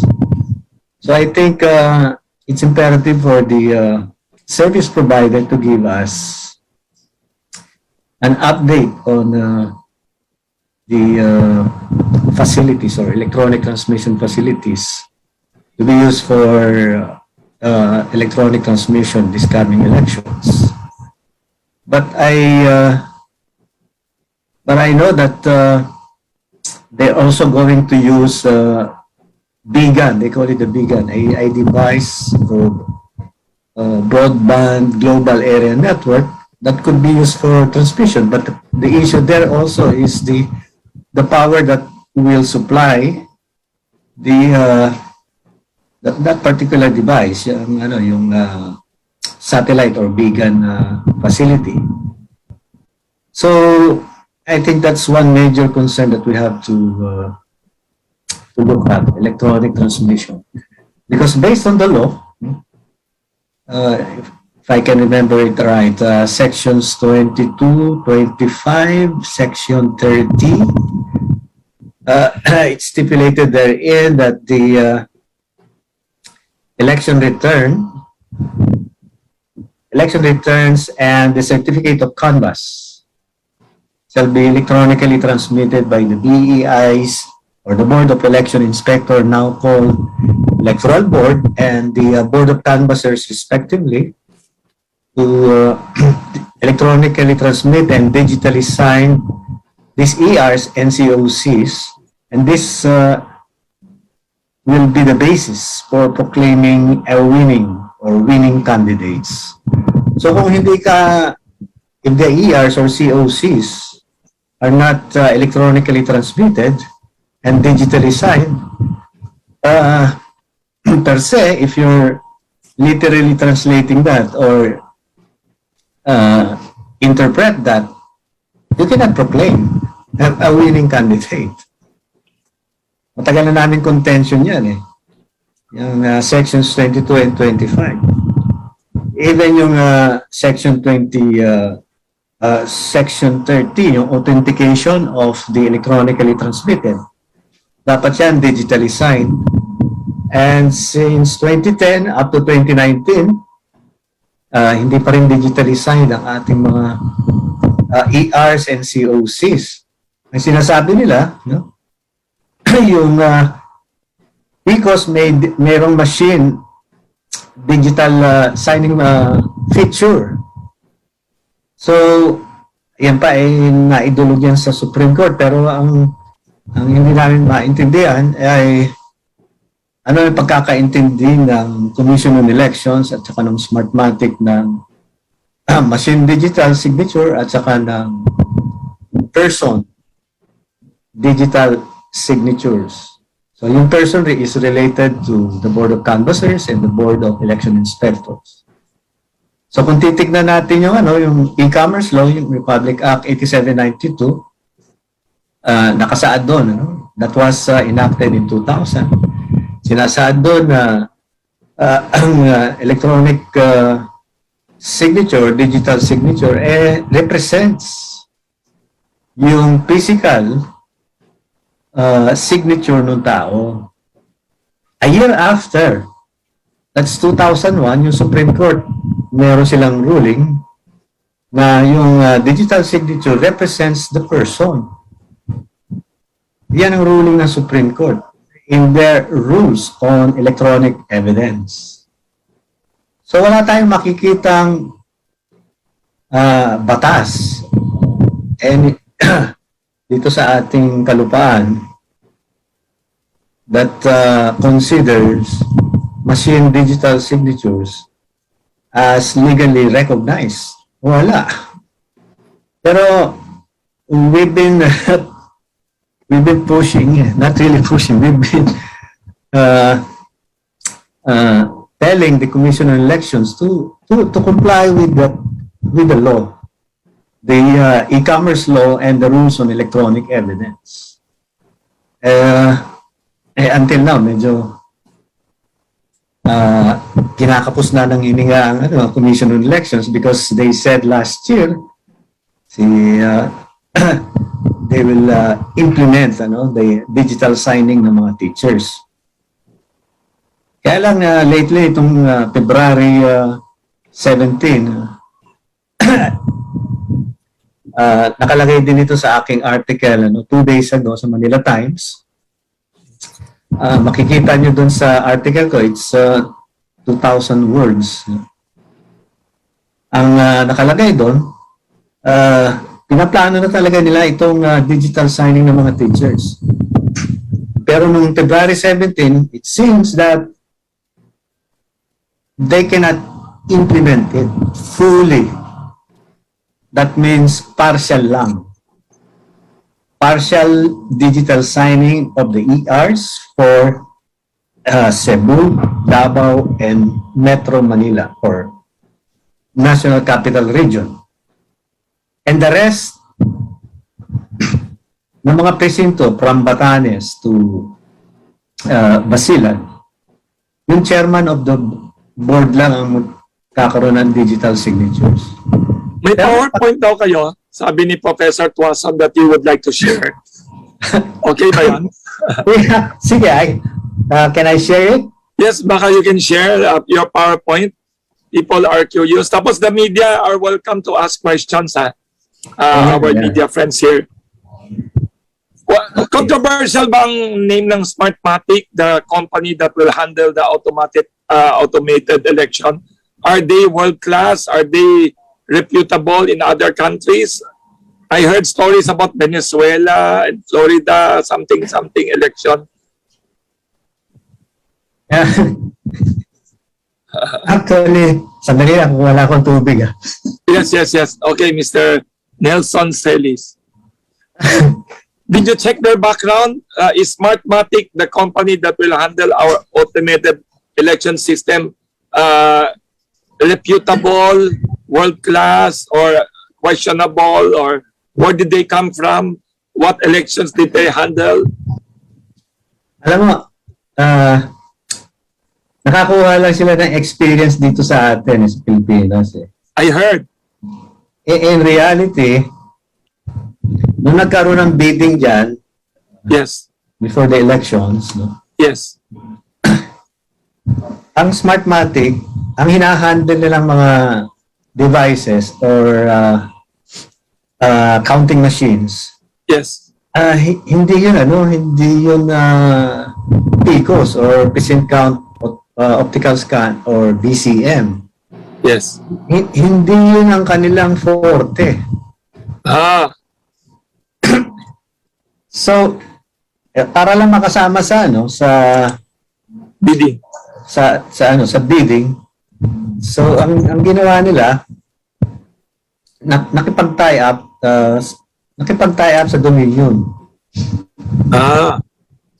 So, Dominion, siguro naman nababalitaan nyo naman yung Dominion, kasama rin yan dun sa election sa US. So, maraming istorya yan. So, in reality, that's not the forte of Smartmatic. Ang kanilang forte, yung touchscreen.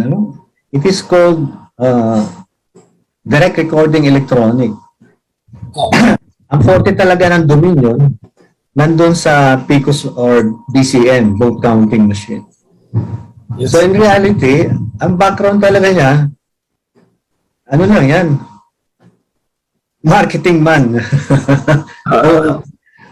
Middleman lang yan. Ang ginamit lang yan, laway. Kumbaga. Oo nga.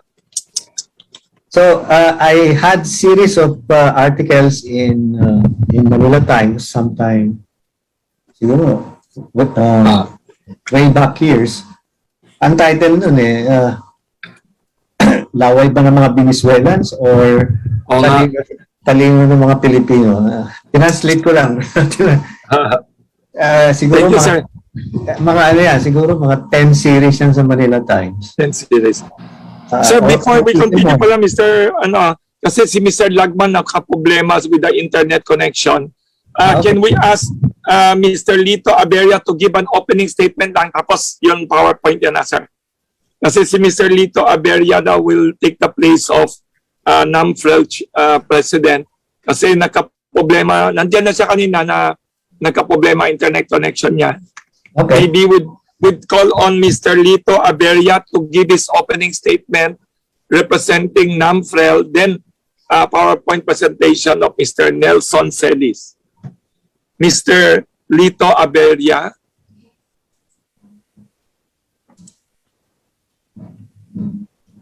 Nandiyan mas Mr. Lito Aberia.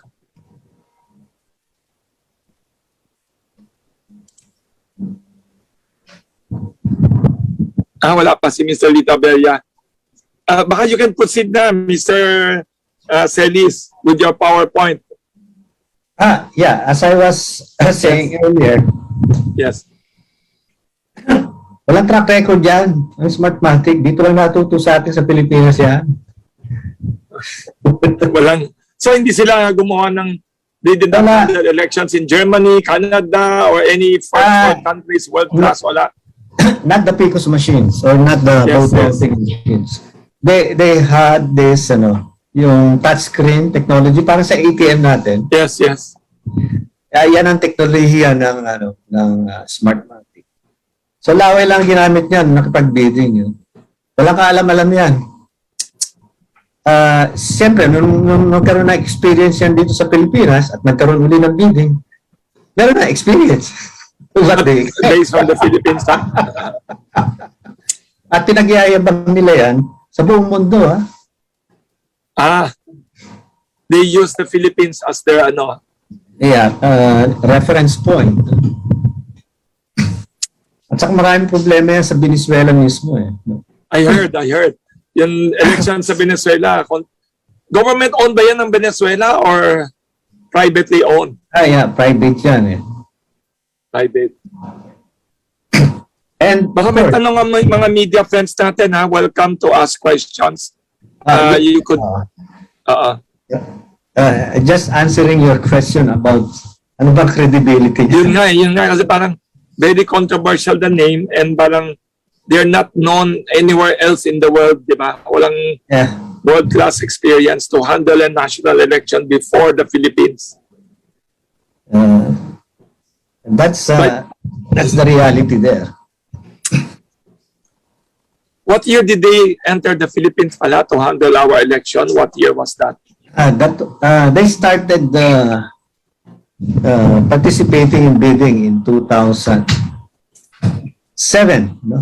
Before the 2008 ARM elections. ARM elections, yes.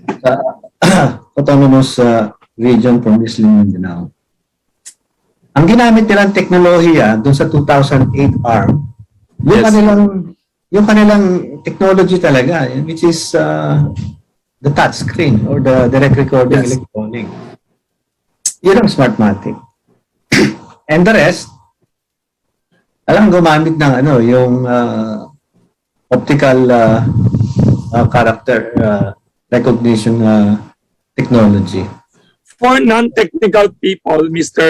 Celis, for non-technology people, kasi kayo magaling kayo, your electronics and communication engineering expert from, I know, nagtuturo kayo sa De La Salle University. For non-techie people, like most of our media friends here, what safeguards do we have for the May election, yung integrity, efficiency of this election? How do people parang make sure na the conduct of the election, the processing of the data, and the counting, mayroon ba nakabantay? Nandyan ba kayo sa tabi habang pinipindot-pindot nila? You are 40 plus organizations, CENPEG and others in automated election system watch. How do we safeguard this election's integrity and efficiency? Paano yan? Curious kami. Wilson, would you like me to play my PowerPoint? Yes, please. We need to, sabi ni Professor Bobby Toasan, you have a PowerPoint. Yes.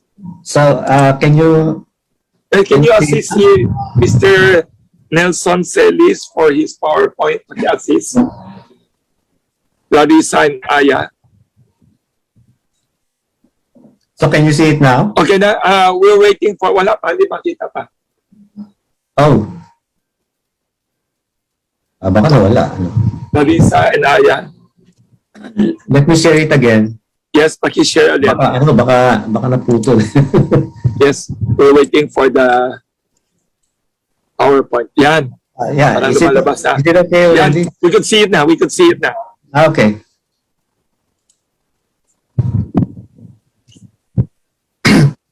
So, tinitle ko lang ito na transparency under siege.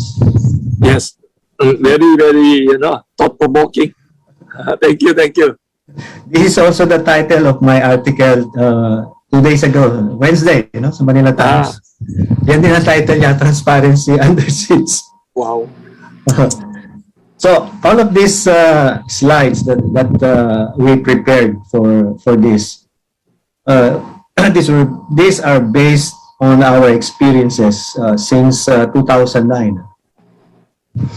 Napasama na rin dyan yung 2008 dahil gumawa rin kami ng research dyan. Anyway, just ito yung standard na PowerPoint presentation na ginagamit namin kahit na even before. Just to give you a background. Yes.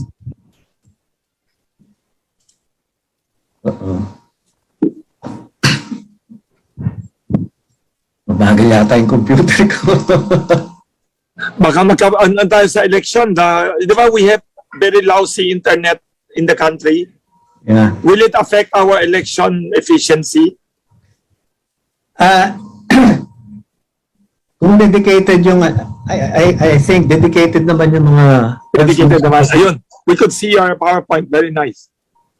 Kaya lang, hindi lang natin alam yung inventory ng kanilang transmission facilities nationwide. Kung talagang yan ba ay mafa-fire up o tatakbo ba yan during election. Saka electricity. Yes. Summer kasi yan summer.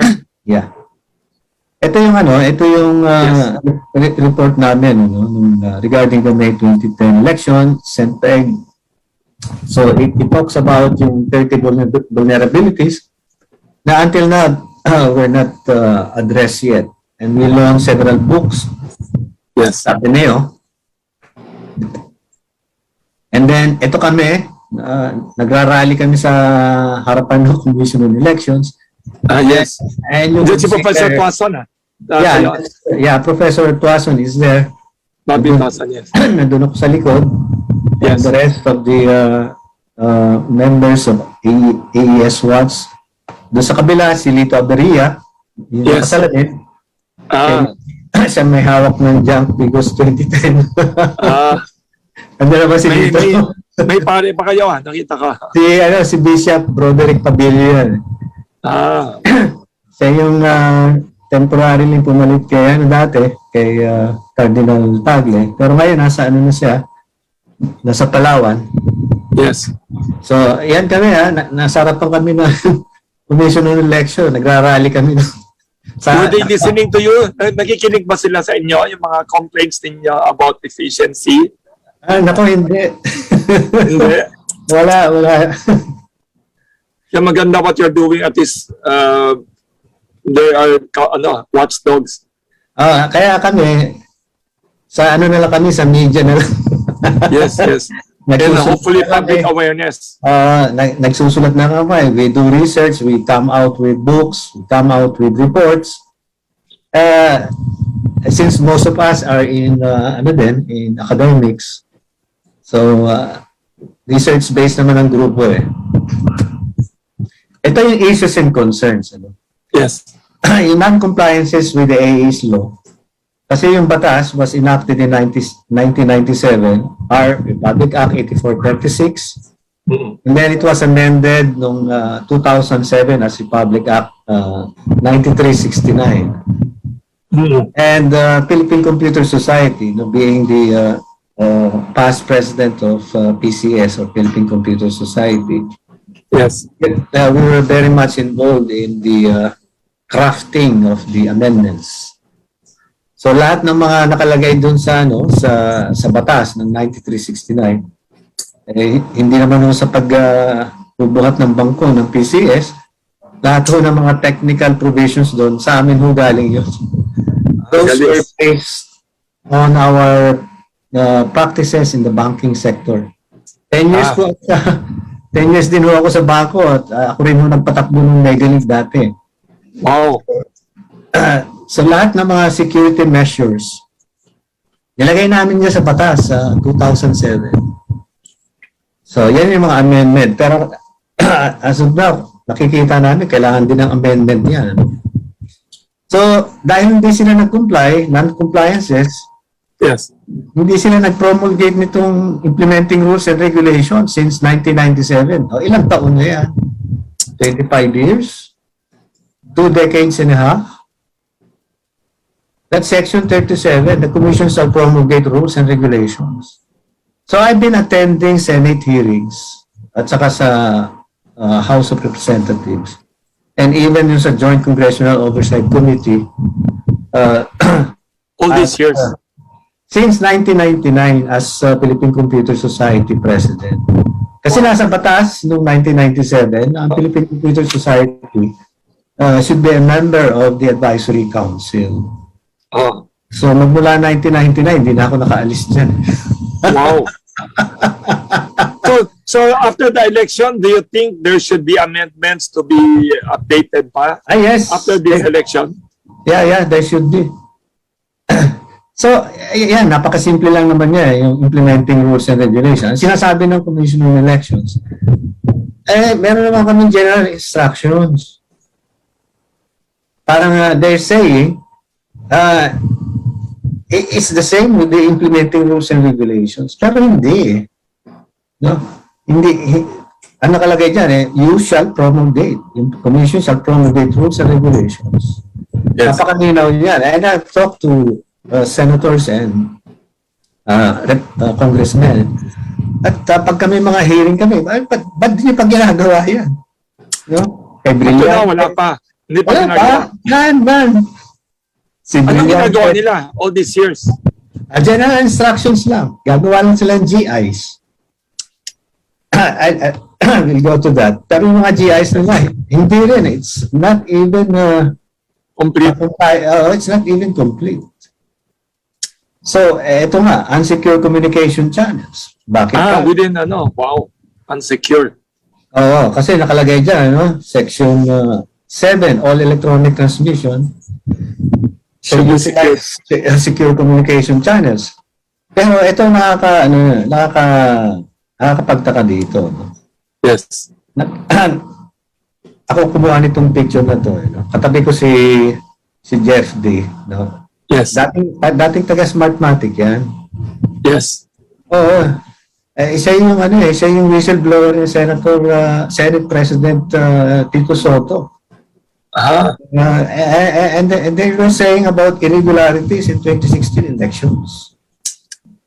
So, sinasabi nga lang dito, there were early transmissions. Kasi nga sinasabi ni Senate President Tito Soto in his 2 privileged speeches, March 6 and 14. Let's come up now with a hybrid election system. Kaya with Senator Villar, they came out with Senate Bill number 7 in 2019. So that was almost a year after. Ang sinasabi nga dito sa Soto's investigation, there were early transmission of election results on the day before May 8, 2016. No? Early morning of May 9, 112. So sudden utilization of so many queuing server and so on. And then there was the failure to electronic transmit. Ito yung mga tanong kanina. 3.86% of election results represent at least 1.7 million votes. So sinasabi dito sa Section 8 ng Senate Bill number 7, the Board of Election Inspectors, which is now called the Electoral Board, shall public count count in the polling place the votes cast and ascertain the results, and then electronically transmit. Yan ang Senate Bill number 7. Kaya lang, going back, sometime nung nanalo na si Senator Amy Marcos as senator, Naging Senate Bill number 1950 yun. So we have had several hearing ng Joint Congressional Oversight Committee. At saka nung Committee on Electoral Reforms with Senator Amy Marcos. Kaya lang, ang bottom line nun, sinasabi nila, ano na lang, mag-pilot na lang tayo sa 2022. 2 cities and 2 municipalities. And then, full hybrid tayo sa 2025. Can you explain hybrid? Hybrid ba is...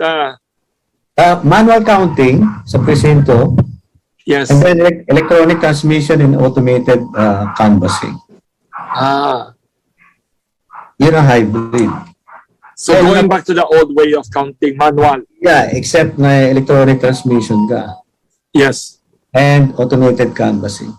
In fact, meron nga si Commissioner Gaslagman na ginawang in-house developed during his time. Canvassing. Consolidation canvassing system. Kaya lang, yung sinasabi niya, already na, kasi binigyan ng budget ng NBank eh.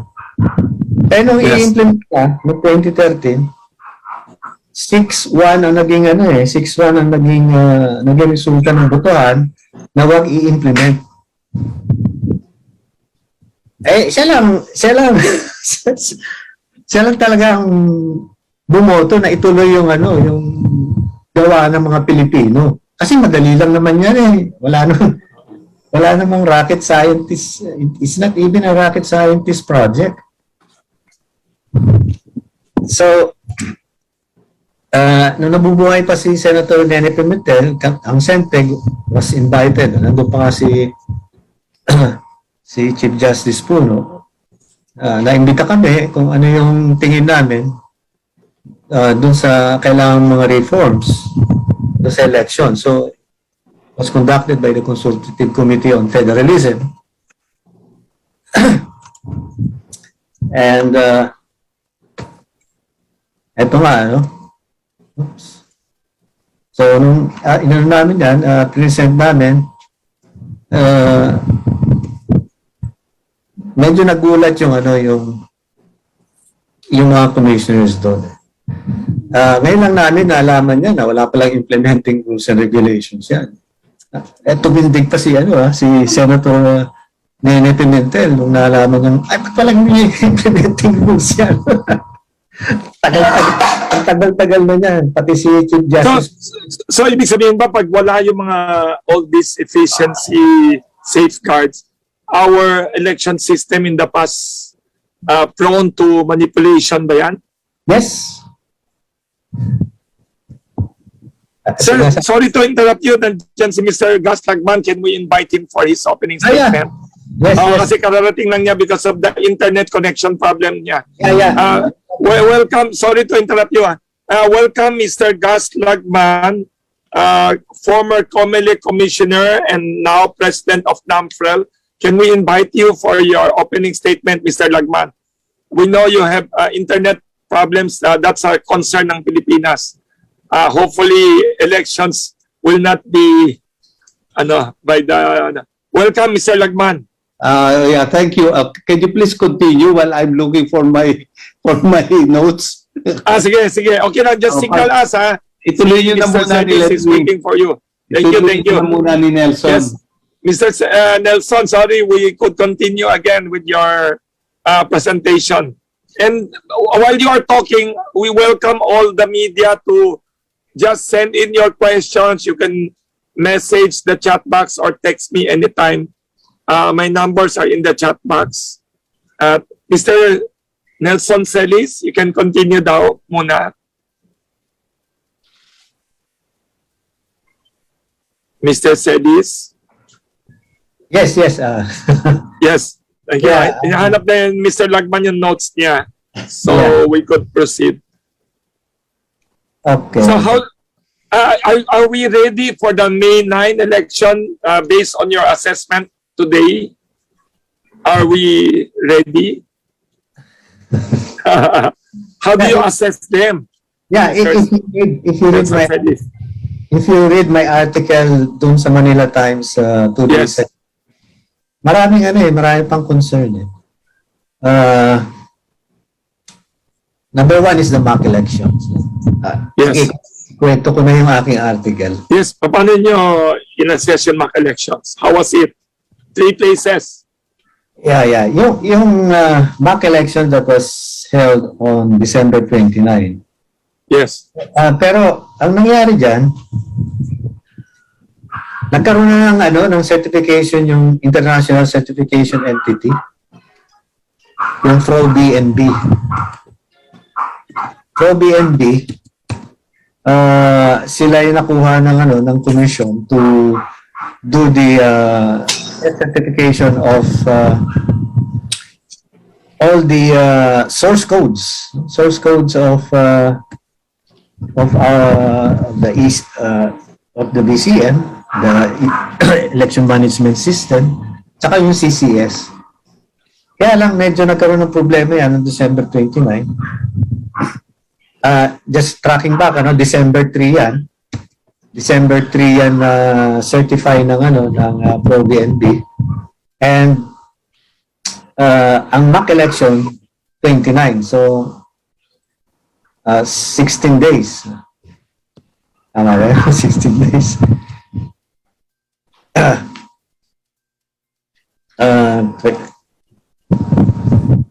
26 days, ang nangyari dyan, nagkaroon pa ng mga problema dyan. Nagkaroon ng problema yung ating mock election. So, sinasabi nga nung January, nagkaroon nga ng hacking incident dyan. Tatandaan nyo. Ang sinasabi ng So may tanong, sorry, Mr. Celis, may tanong dito, one of our media friends, if okay to ask you a question now. Yeah. Mr. Chino Gaston of GMA7, can we invite you to ask your question? Minessage niya, pero maganda siyang magtanong siguro ng tanong niya to Mr. Nelson Celis and Mr. Gas Lagman. Mr. Chino Gaston of GMA7, welcome. Pwede niyo i-unmute si Mr. Gaston? Right, eto na. Yes, welcome. Good morning, sirs. We've seen yung outline ng yung possible deficiencies or yung deficiencies ng current AAS natin.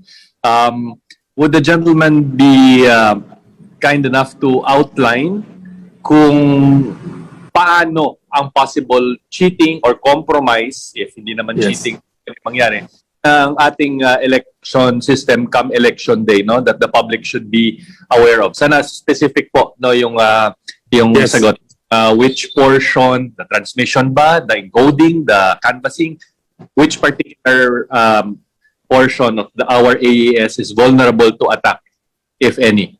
Thank you. And vulnerable to manipulation. Yes, thank you. Thank you very much. Yung number one nga problema natin yung source code. So nagkaroon nga ng problema ng mock elections, di ba? So ang sinasabi nga nagkaroon nga ng hacking incident, sabi nung Manila Bulletin, sina Art sa Maniego. Magaling yun. Oo. Ngayon, ang pagkakasabi nga ng COMELEC, yung problema dito sa mock elections ng 29 is not in any way related dun sa hacking. Pero we cannot discount that. So, ibig sabihin nauna yung certification or test certification na okay. Pero hindi okay yung mock elections. Nailagay na yun sa Bangko Sentral ng Pilipinas, di ba? Yung test certified vote counting machine, consolidation canvassing. So number one problem dyan is the source code. And then so yung source code for laymen, yung mga hindi techie people, ang source code is in what part of the election process natin? Yung mga hindi technical people. Ito yung program na tumatakbo doon sa apps. Ang apps natin yung vote counting. Other apps natin or application, CCS. canvassing. CCS, yeah. Yung election management system. Ito yung mga apps. Yung source code, ito yung mga program o computer program na nagpapatakbo ng ating mga automated system. Yung mobile natin, no? Yung mobile phones natin, di ba? Yes. Magpapatakbo dyan yung mga apps na yan, yung mga source. Ito yung mga source code na pinrogram, no? Using mga machine language computer programs. Yan ang mga source code. Ay, ang dami po. Kung itutuloy ko itong presentation ko, baka malula kayo sa dami ng vulnerabilities. Wow. Sir, ano lang, just to be Nelson, nakalista kay Nelson lahat yan eh. Daming vulnerabilities sa katutak to. May follow-up si Mr. Chino Gaston. Yes, Mr. Gaston. Sir, just to be precise, so kung compromised ang source code, we are not saying that it will happen, but potentially pwedeng dagdagan, bawasan yung votes ng ating mga contenders this coming election. Yun ba yung possible outcome ng compromise na source code? Yeah. Sa computer language, garbage in, garbage out. Wow. Pwedeng ipasok ang garbage, pwede ilabas ang garbage. Ang ibig sabihin ng garbage, kung gagamit ka ng mga cheating mechanism, that's the garbage. prone to manipulation or interventions. So, ang tingin namin dyan, it is a possibility. Pero isa yung maingay sa labas. Kung na-certify ng December 3, and then after 26 days, 29, nagkaroon ng mock elections, tapos hindi gumana ng tama, ano ibig sabihin nun? So, noong February 8, naglabas ng second certification si COMELEC. Anong nilalaman ng certification ng COMELEC? Okay na naman. Paano kung ang tingin namin dito, paano kung magkakaroon na sila ng mock elections? Meron na namang problema. So, ang tinatawag namin dito cart before the horse.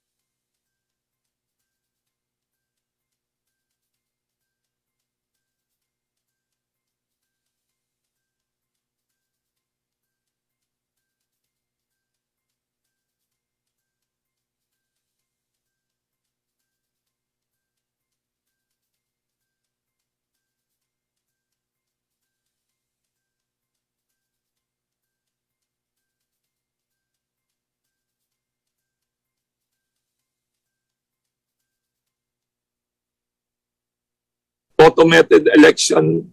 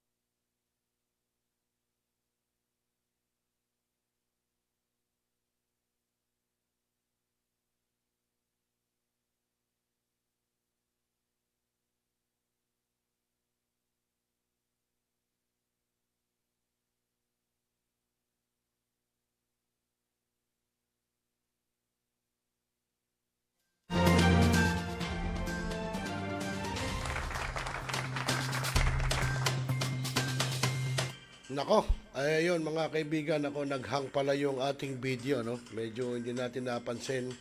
At yun ay doon po sa technical problem nila, doon sa Pandesal Forum. Hindi po dito sa atin sa studio. No, pinipilit naming i-retrieve, pinipilit naming mag-move. Ayaw. Talagang may problema po doon sa kanila, yung kanilang technical doon. Well, siguro mga kaibigan, yan muna. At kung ako tatanungin kasi tungkol sa automated election, mas gusto ko pa siguro yung noong unang eleksyon noon, yung mano-mano, no? Bibigyan ka ng voter's card, isi-shade mo, pagkatapos kung sino yung mga botante nakasulat doon, i-shade mo lang yung mga oval doon, at yun, tapos ihuhulog mo na sa ballot box, at kapag katapos ng botohan, nag-close na, binabasa ng mga teachers doon, no? Yung mga election officer. Mas maganda yun kasi walang daya yun, maliban na lang. Kung yung magbabasa, ang babasahin iba, doon mayroon. Pero mas maganda yun kung ako tatanungin, yung talagang binabasa ng mga election officer yung mga boto ng tao.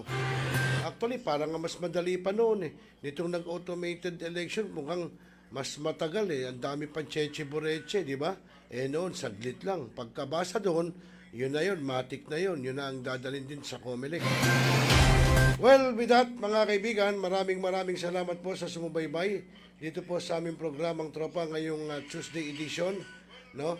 At yun, tinunghay natin yung ginawang MOA signing ng Philippine Drug Enforcement Agency, PNP at ng Department of Tourism. At gayon din yung Pandesal Forum na ginawa po yung tungkol po dyan sa automated elections. At gayon din sa PDP Cares Party List, no? Sa asawa ni Senator Coco Pimentel. Well, bukas po naman itutungay naman natin sa inyo yung pong ginawang cockwars, no? Yung ginawa kanina, yung mga sasabong to, alam ko, sabong. Kanina nagkaroon din ng forum, pero bukas na natin itutunghay mga kaibigan. Okay, sa mga kaibigan, bago tayo tuloy magtapos, maraming salamat sa ating mga tropa peeps, no? Kina Bimbo Soteco ng Barangay Muson dyan sa Malabon. At ganyan din si Eagle Michael Dortil, si Kuya Michael, no? Dyan sa Agusan del Sur. Ayan, magandang gabi. At kay Joselito Reyes, kay Sir Jojo Reyes, sabi niya, pa-shoutout daw kay Captain Storm, Co-Captain Loveheart, Rosa, Jason, Chris, Rezel, of Star Maker Federana family. At pa-shoutout din daw sa Rise Up, sa Rise Up Home Service and Massage, kay Tarizal, kay Brian Alva, Irene Daug, Grace, Ricky, and Steve. Ayan po, sabi po ni Senito Reyes, pa-shoutout daw po sa inyo. Okay, sa mga kaibigan, sa oras na alas 7:51 po ng hapon, Philippine Standard Time, ay magpapasalamat din kami kay Nakagawad, Sanidad at Pinidad sa lahat po ng tumunghay na nanood dito sa Millennial Online TV. No? Kaya sa ating mga katropang LMT, kila Linda Villagonza, Jackie Adahar, Sir Jojo Revilla, Haji Crespo, Romel Martinez. Ayan, magandang gabi sa inyo. Basta sa lahat po ng tumutok dito sa Millennial Online TV. No? At magbabalik po kami bukas para sa ating Wednesday edition ng programang Tropa. Muli po, sa ngalan ni Joshua Baltao, ako po yung naging kasama, Kajaming Kakosa, Rosel Lopez. Magandang gabi, Pilipinas, at mapayapang magdamag. Magandang gabi po. Nais mo bang guminhawa ang iyong pakiramdam? Kung ikaw ay may sipon, ubo, lagnat at iba pang nararamdaman, lalo na ang sakit ng katawan, narito na ang Yasmag Magnesium Therapy Oil. Ang Yasmag Magnesium Therapy Oil ay nakatutulong na ibsan ang iyong nararamdaman sa pamamagitan ng pagpahid sa apektadong parte ng katawan, gaya ng noo, balikat, tuhod at kung anuman ang masakit na parte ng iyong katawan. Panoorin ang mga testimonials ng gumamit ng Yasmag. Yan po, ginagamit niya. Siya po ay isa sa aking mga testimony. Ako, si Destino Francisco, ay gumagamit ng Yasmag na siyang nakapagpalakad sa akin. Kaya kayo, mga kaibigan ko, at kakilala ay pinapayuhan kong gumamit ng product na ito. Isa sa ating testimony, ikukwento po niya sa inyo yung kanyang result nung siya ay 1 linggo nang nilalagnat at giniginaw ng hihina. Hi, ako po si Rina Liliantos, 29 years old, taga Sariaya, Quezon po. Nangyari po sa akin, itong mga nakaraang araw po ay hindi ko po maintindihan yung pakiramdam ko, gawa pong ang sakit po sobra ng likod ko, nilalagnat ako, tapos po ay hindi lang po 1 linggo ang nararamdaman ko. Simula po nung July 30 hanggang itong araw, hanggang nung mga nakaraang araw. Yun lang po, nawala lang po ng dahil sa magnesium. Paano ginawa mo? Ang ginawa lang po sa akin ay pinahinaplas po sa akin likod kung saang parte ng katawan ang masakit. Tapos po ay hinilot lang po ako. At hanggang po pagpawisan ako sa pagkahilot na may magnesium. Ayun lang po, sunod-sunod po ang paglagay kung saan banda ang may masakit. At yun nga po, ilang araw lang sa paggamit yun ng magnesium, ako mismo, sarili ko, ramdam ko ang pagbabago sa aking katawan. Dahil po simula nga po nung July 30 hanggang itong itong mga nakaraang araw lang, hindi ako halos makatayo dahil sa sobrang sakit ng aking likod. Ako po si Leslie. First time ko po mag-try nitong Yasmag Magnesium Therapy. Ang una ko pong naramdaman ang bango niya lang hapin, nakaka-relax ng katawan, and then yung sakit na iniinda ko sa puso, yung sakit-sakit, wala naman ako sakit sa puso, pero yung mga kirot-kirot nawala niya, instant nawala, na tagal ko nang iniinda. And then hindi siya malagkit ipahid.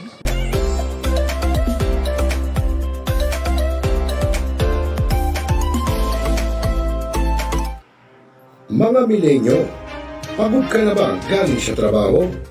At gutom na sa maghabong pagtatrabaho? Pero wala kang pagkain sa bahay? Narito na ang sagot, mga katropa. Ang Super Manok Lechon. Napapawi sa inyong gutom at siguradong mapapa-analyze ka dahil sa tender juicy na jumbo pa.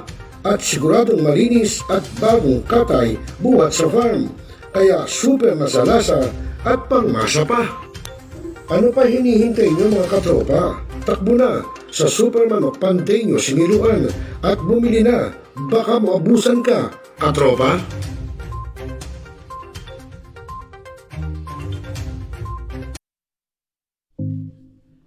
Mga millennials, marunong na ba kayong magluto ng mga masasarap at swak sa budget na mga pagkain? Abay, wag puro lang kayo aksi at ML at puro pagkakalikot lang ng cellphone. Dapat marunong ka rin sa gawaing bahay at tulungan ang inyong mga mamsi. Kaya tara na, samahan natin ang kusinera ng bagong milenyo, si Ate J. At tuturuan tayong magluto ng mga masasarap na ulam para sa ating mga hapagkainan at swak pa sa budget. Ika nga, a delicious food on a pauper price. Tara na, mga katropa!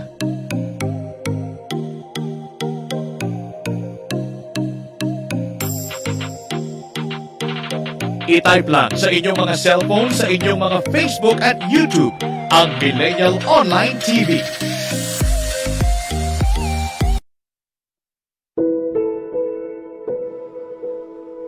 Ikaw ba'y nag-iisa? Nalulungkot?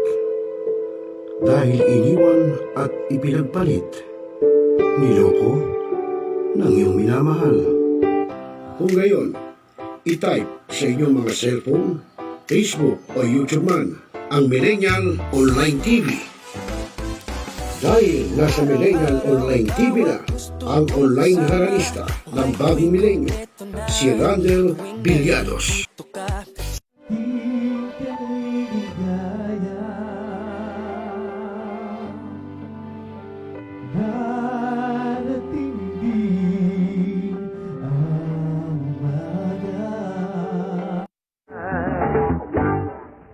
Naninigas ang aking katawan, kapag umikot ng plaka. At haharanahin kayo ni Randall ng iba't ibang awitin para maibsan ang inyong inip at kalungkutan kahit nasaan man kayo. Hanggang sa tumanda. Come on!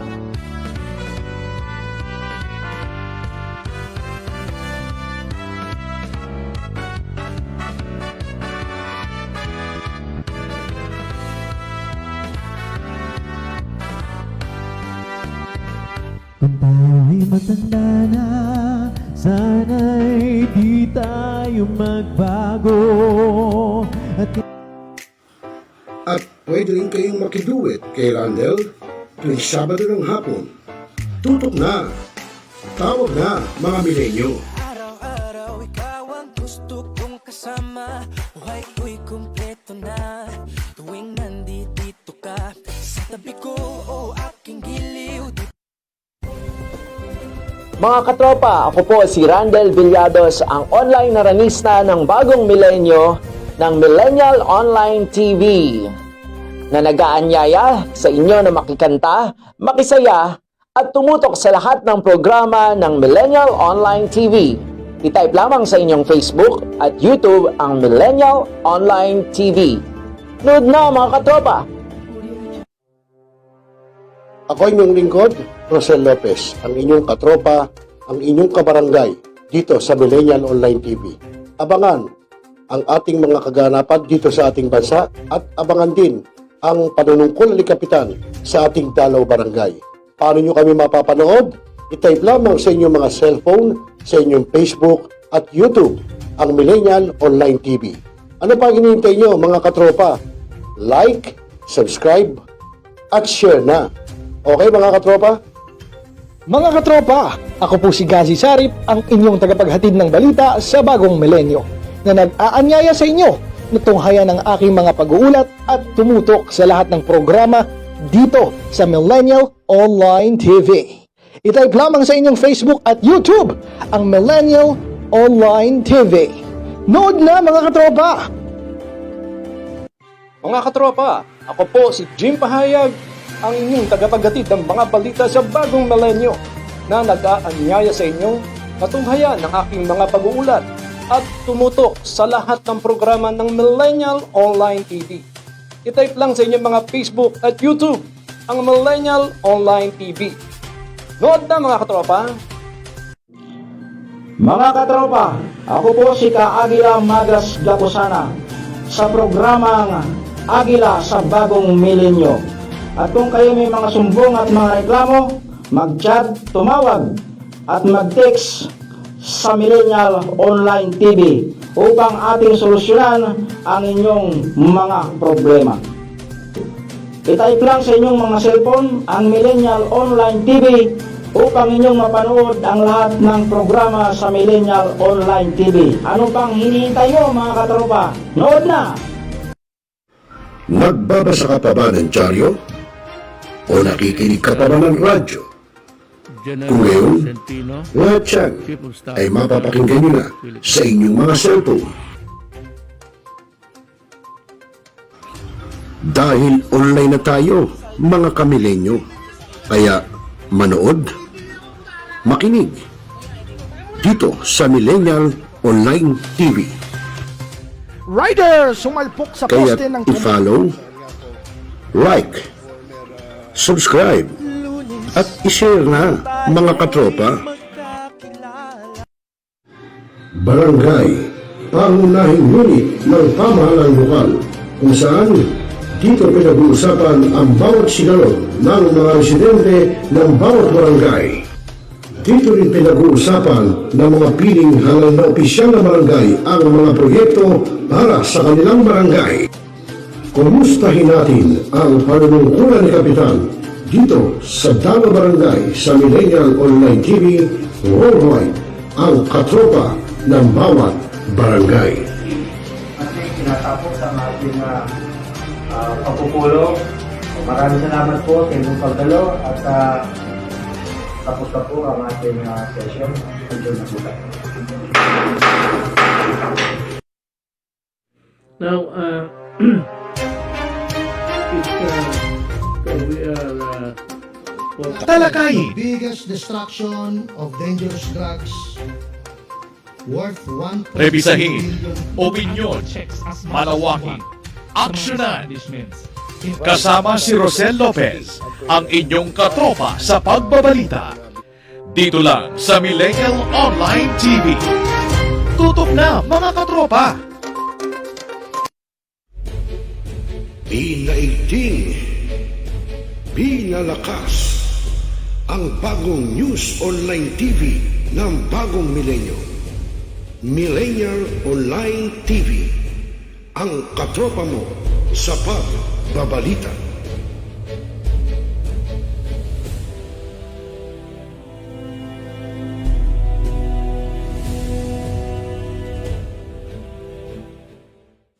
Mga kababayan, ang pambansang awit ng Pilipinas. Kayang mag-ibig, pero sa sinakalan, alam ng puso, sa titik mo'y buhay. Lupang hinirang, kuya ka ng mag-ibig, sa manlulupin, di ka pasisigil, sa nagatak tutok sa simoy at sa langit ng pagaw, ay hinatang tulad, awit sa pagkayang minamahal. Ang isang ng matawad mo'y tagumpay na nag-iingin. Ang bituin at araw niya kailan pa may mag-ibigin. Lumang ang araw ng walang pagsinta, buhay langit sa piling mo. Ang higaya ng pagkay mga amin, ang mamatay ng dahil sa'yo.